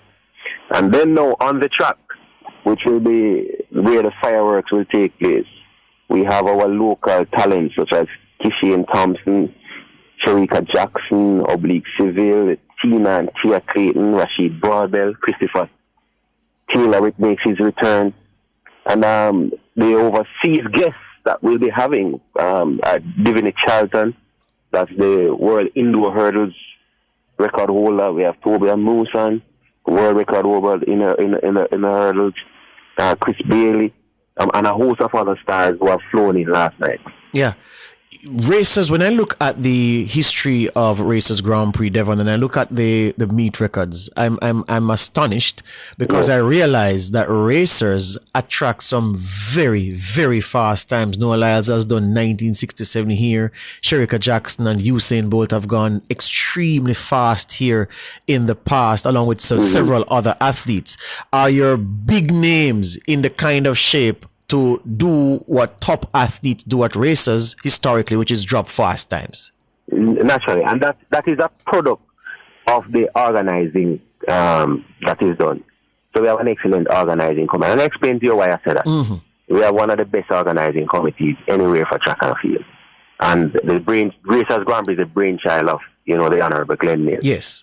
So what he did was place the meet at such a strategic time where most athletes are fine-tuning their preparation to go into their national championship. So that's one of the reasons why you have these fast times at Racers Grand Prix. Most athletes by this time, most of the work that you need to be done would have already been done. They're just fine-tuning. So when you come to Racers Grand Prix, you let loose, and then after you leave, you know what are the things you need to tweak for your national championship. Yeah, and so we expect fast times then again. Yeah, and I'm even looking at the field events, Devon, and the high jump mark, shot put mark, triple jump, the long jump for men and women. All of the field events, these marks are very, very good. So it's almost as if the athletes come to the meet cherry ripe. Right. I think last year Jaden Hibbert did a world lead and personal best in the triple jump. We're not having triple jump this year, but Wayne Pinnock will be jumping in the long Top jump, man, and we'll take another special mark from him. Yeah. He makes his professional debut. Yeah. What's the cover? Because for the kind of entertainment you are putting on and for the caliber of athletes that you've invited, some of the very, very, very best, how much is it to come and see them? The finish line is just $5,000. The regular grandstand is $3,000. And the bleachers now, after the free period, is $1,000 for entry. Mm-hmm. So it's a really manager. We have kept these same prices for the last 3 years, understanding the economic environment. And you can get your tickets at racersgrandprix.com, or you visit the Jamaica Pegasus and between 9 a.m. and 7 p.m. today, and then at the National Stadium tomorrow. I must confess, there aren't many tickets that are still available. So if you want to ensure that you're in the stadium, you have to go out early today. Yeah. For our friends who live a foreign, Devon, not even overseas, they live a foreign, and they say, boy, I want to watch, I want to enjoy. What can they do? They can go on racersgrandprix.com. There's a link to one of our online streaming partners. Mm-hmm. They can also watch on One Spot Media. Mm-hmm. And the nationwide will be doing intermittent broadcast, I believe. So yes, we will. Etc. Mm-hmm. And also KLA. So there is a plethora of avenues that you will be able to watch or listen to me. Yes. So go online, go on racersgrandprix.com, click on one of the links, and watch the meet live. Yeah. And when Racers says the first race is at 7 p.m. sharp, they mean 7 p.m. sharp. We don't miss. Yeah. But the first race, I think, is at 7:15. Well, 7:15. We have the opening service at 7 o'clock. There you go. We are a professional run organization. The chairman ensures that we are world class. The organizing committee is world class, and I can't say enough thanks to them. Clockwork. All right, my fellow man of horse racing, Glenn Mills is the brainchild behind this. All right, so 3:30 gates open. Bring your children. The Kiddies Village is there for them to enjoy themselves and to expend some energy.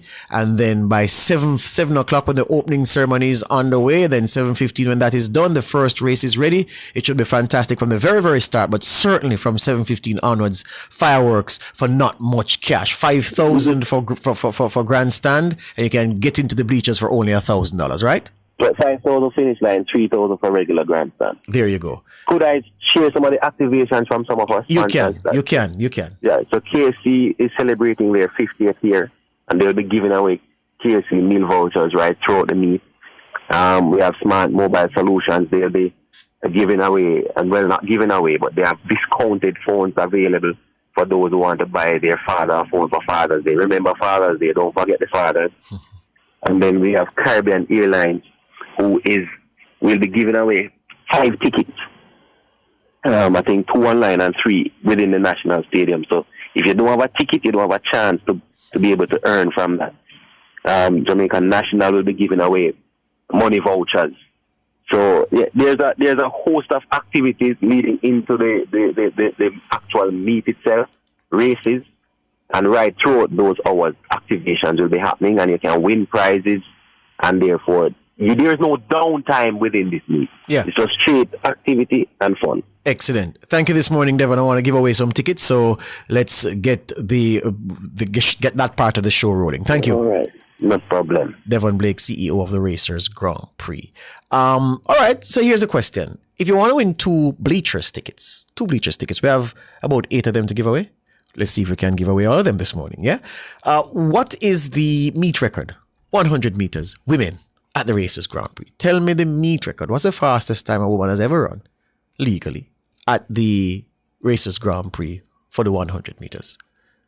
Tell me that. 2 bleachers tickets, your own, yeah? You have somebody, Michelle?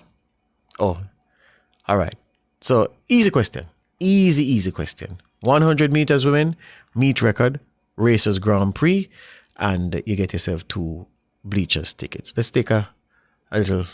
Oh no, man says no break. All right, so we are telling you that $1,000 to get into the bleachers, then you have $3,000 to get into the general grandstand, $5,000 for finish line.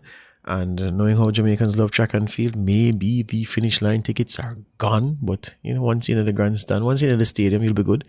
If you like to sit in isolation, away from, a lot of people, bleachers somewhere might be yours. And you'll be able to enter, select parts of the stadium for this activity. Devon Blake says you bring your children, come to the stadium, and there'll be something for them to do in the time that you have before the first event gets underway at 7:15. All right.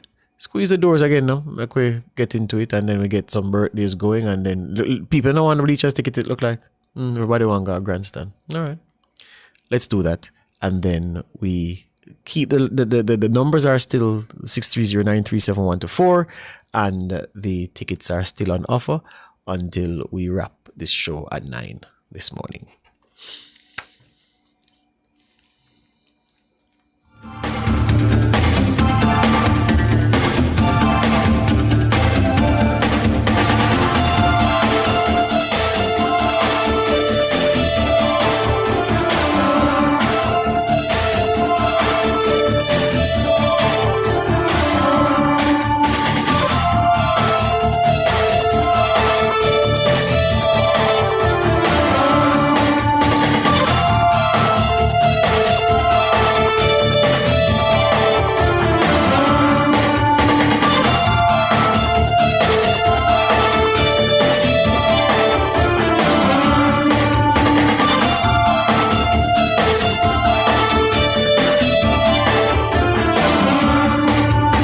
Like Paul determined, Paul want to go to stadium this weekend. Paul, what's the answer you have for me for the question?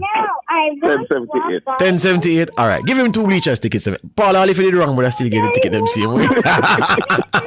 But you're right. So who dropped that 1078, Paul? Julian Alfred. Lord of mercy, a good thing me never ask you that part. Put that as part of the question. Julian Alfred. Oh, Paul. No, man, Sherika, man. Sherika Jackson, sir. Sherika Jackson. That is not a part of the question. No, it's not. Thankfully, he's not. Yeah? Thankfully, he's not. Anyway, hold the line. Michelle will take your information and give you the 2 tickets. All right?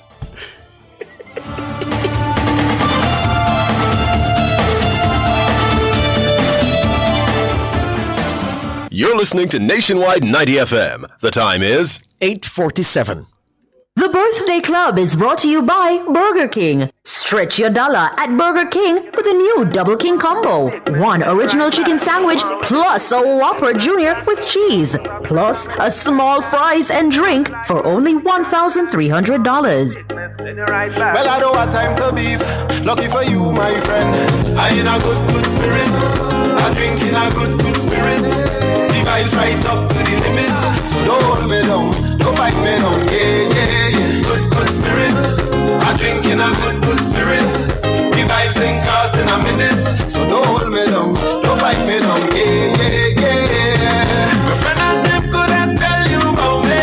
Good people is good people. We only want love and we still good. Yeah. My family couldn't tell you about me. Good people is good people. We only on love. Well, every man make their choices. I say we make sacrifices. We block out the noises. We have to forget 16 years ago. 16 years ago was 2009. And that's the year in Kingston that Keon Rayner and Petra Williams decided that, you know, we could seal up the thing. And they got married in Kingston on that day, and they've been joined together in holy matrimony ever since. Were you there, Mr. King? Of course you were. Wally Pacano looking like... No, I can't say you look like that, man, because of what things say. You understand? I was there, Mr. King. But hey, I saw a picture of me that day. Brethren, my must have an afro. I mean, I said, blur this. Where the years go? So Keon Rayner, where did the years or the hairs? Where did the years go?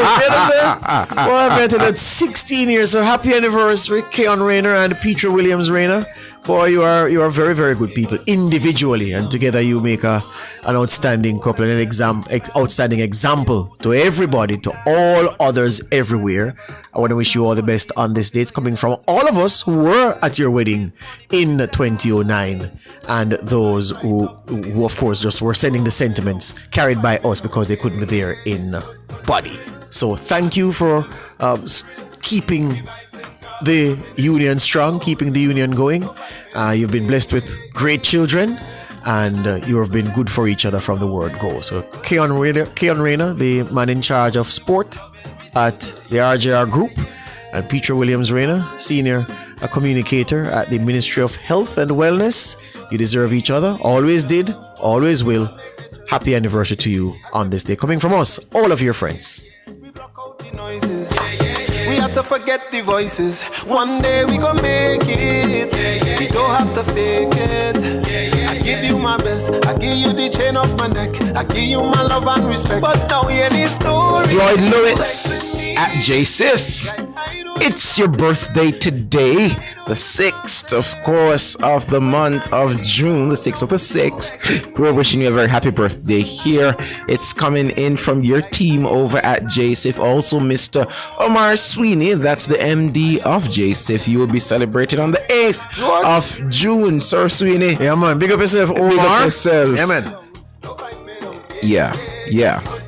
You know, we have a couple of birthdays. I'm seeing them come in the chat. I'm seeing them right here. Arlene Rose sending happy birthday to her brother Oliver Henriquez in Atlanta, Georgia. His birthday will be on Sunday as well, the 8th of the 6th, 2025. Wishing you a happy birthday. Good people is good people. We only on love one. I am a land force like an never do bad. Things where you do, say you never do that. Run for the green and you never look back. Now money in your pocket, so you never too sad. Whoa. Joseph Mandison up there in the cool hills of Freetown, Woodford, St. Andrew. We celebrate your life of commitment to family always. You are 72 years young. Be blessed and enjoy. Greetings coming from children Bridget, Damian, SSP, Orlando, Ricardo, Karine, Simone, and Whitney, grandchildren Junior, Orlando, Zachary, A. Shane, and those on the way, and all your in-laws, Jody and Joseph, Keisha, Klein. I say we love you, Dad. So wishing you a very happy birthday from your family, Sir Mandison, and from the NNN team. You don't have to fake it. I give you my best. I give you the chain of my neck. I give you my love and respect. Dimitri Sullivan, happy birthday to you. Brown Eye Simpson, happy birthday to you. Charisma K, wishing you a very happy birthday. Marie Bailey, very happy birthday to you. Smile Clarice, happy birthday to you wherever you are hearing us. Genevieve Downer, wishing you a very happy birthday. Genevieve Downer, actually. Mimi, wishing you a very happy birthday wherever you are. Yes. Happy birthday. Let me do a few here in the chat. Donna Smith says, congratulations to my middle one, Robert James Smith, graduating this AM from NSU with Masters in Accounting. Love you, Robbie, says Donna Smith. So Robert James Smith, your mom, Donna Smith, hailing you as you graduate from NSU rather, with Masters in Accounting. And she says, congratulations to you. Jasper Grant says, it's my birthday today and I'm giving God thanks to see 64 years still walking on top of my grave. To God be the glory, says Jasper Grant. Mr. G says, happy birthday, Abigail Simpson. All the best to you, Abby Simpson. Mr. G says, happy birthday to you. PNN Construction Services Limited said happy birthday to my co-worker Ashley, wishing her all the best and hope she may live to see many more. So KTB Willow has just come on asking why we have on the glasses. KTB, oh my God, we are beating the darkers from about 6 o'clock this morning. Lord, me know. So KTB, our good friend, see the press for details. Donna Johnson says, George, today is my birthday. Can you wish me happy birthday? Of course, Donna. Happy birthday, Donna. Donna, one Donna, yeah? Good morning, Donna Johnson. Happy birthday to you. May God continue to bless you, and may your basket never run out of the things you want and need as you live life daily. Happy birthday to you, Donna. Fitzroy Peter is saying happy birthday greetings to Donate Beecher, wishing him everything that is good, wishing him many more. When I hear this show now, is you vex with me? Like I do the wrong thing, like I do you something. Oh, it's a good thing. Everton Harris saying happy earth strong to Franklin Fuller, aka Frankie. Big up yourself, Frankie. Nitrogen says, George and Sandra, we need to teach Sanjay how to buy glasses. Hello, Sanjay. Hello, Sanjay. So, because I saw a comment earlier that says Sandra nice glasses, but the other one no. So the other Sandra. Yes, I did realize what was happening. I thought they were talking about you. No, because I wouldn't call the other one. But I never that they mean. Thankfully for Udo's sake. Yeah. Anyway, that's run it. Happy birthday to Malik Lee. She's saying we love you, wishing you a long life and prosperity. Boy, if money make you dance, you'll be dancing forever to the beat of a drum that never. You hear that? Want you to be dancing forever. You hear that? All right, look like I ate that. I want to say something about a scholarship opportunity, but not in this birthday segment. So may it please you, Mr. King, to bring this one to a close. You vex with me, like I do the wrong thing, like I do you something. The birthday Birthday Club was brought to you by Burger King. Stretch your dollar at Burger King with a new Double King combo. 1 original chicken sandwich plus a Whopper Jr. with cheese. Plus a small fries and drink for only $1,300. And a new day has appeared. Arlene Rose says, congratulations to my 2 grandchildren, Malik McKenzie and Shyla Henry, who are both graduating from Academy Success today. So Malik McKenzie, Shyla Henry, Grandma Arlene Rose says, congratulations to both of you as you graduate from Academy Success today. I want to mention a scholarship opportunity. Doreen Sargent, a friend of mine from UTEC, good friend of mine, he is the COISA alumni president, and he says this group represents all Jamaicans who benefited from either master's degrees, PhDs, or short-term courses in South Korea. He says the scholarship window application is now open, so interested public sector workers can visit the Ministry of Finance and Planning to access the application. Go to that website to access the application. The application deadline is June 23. All public sector employees are encouraged to apply so that you could get covered for a scholarship for a short-term course or a PhD course of study or a master's degree course of study in South Africa. The application is on the Ministry of Finance and Planning website. South Korea. Did I say what's that? South Africa? South Korea. South Korea. Yeah, and you could have got South Korea because guess what? The population are run low, and they want to boost the birth rate, And since they are Jamaica, you're not going with nothing. Might as well you can't go South Korea. Listeners, do you realize that on Father's Day, I can't look at my friend Sandra and say Happy Father's Day? Find me here. What? Oh, no. I have my daughters. You have your daughters. You should have your daughters.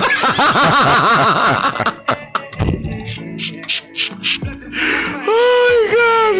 Go to the Ministry of Finance and Planning for the website, for the application to go to get a scholarship to go to South Korea to study, and go to South Korea like Sandra if you want to, broke your ducks.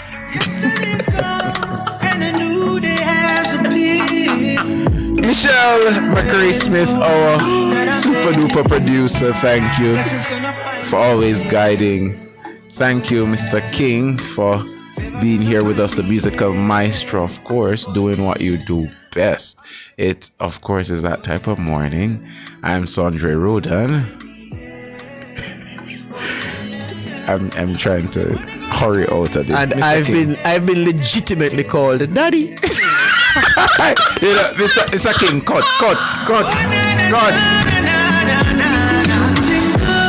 You just heard Nationwide this morning on Nationwide 90 FM. Grateful that I made it here.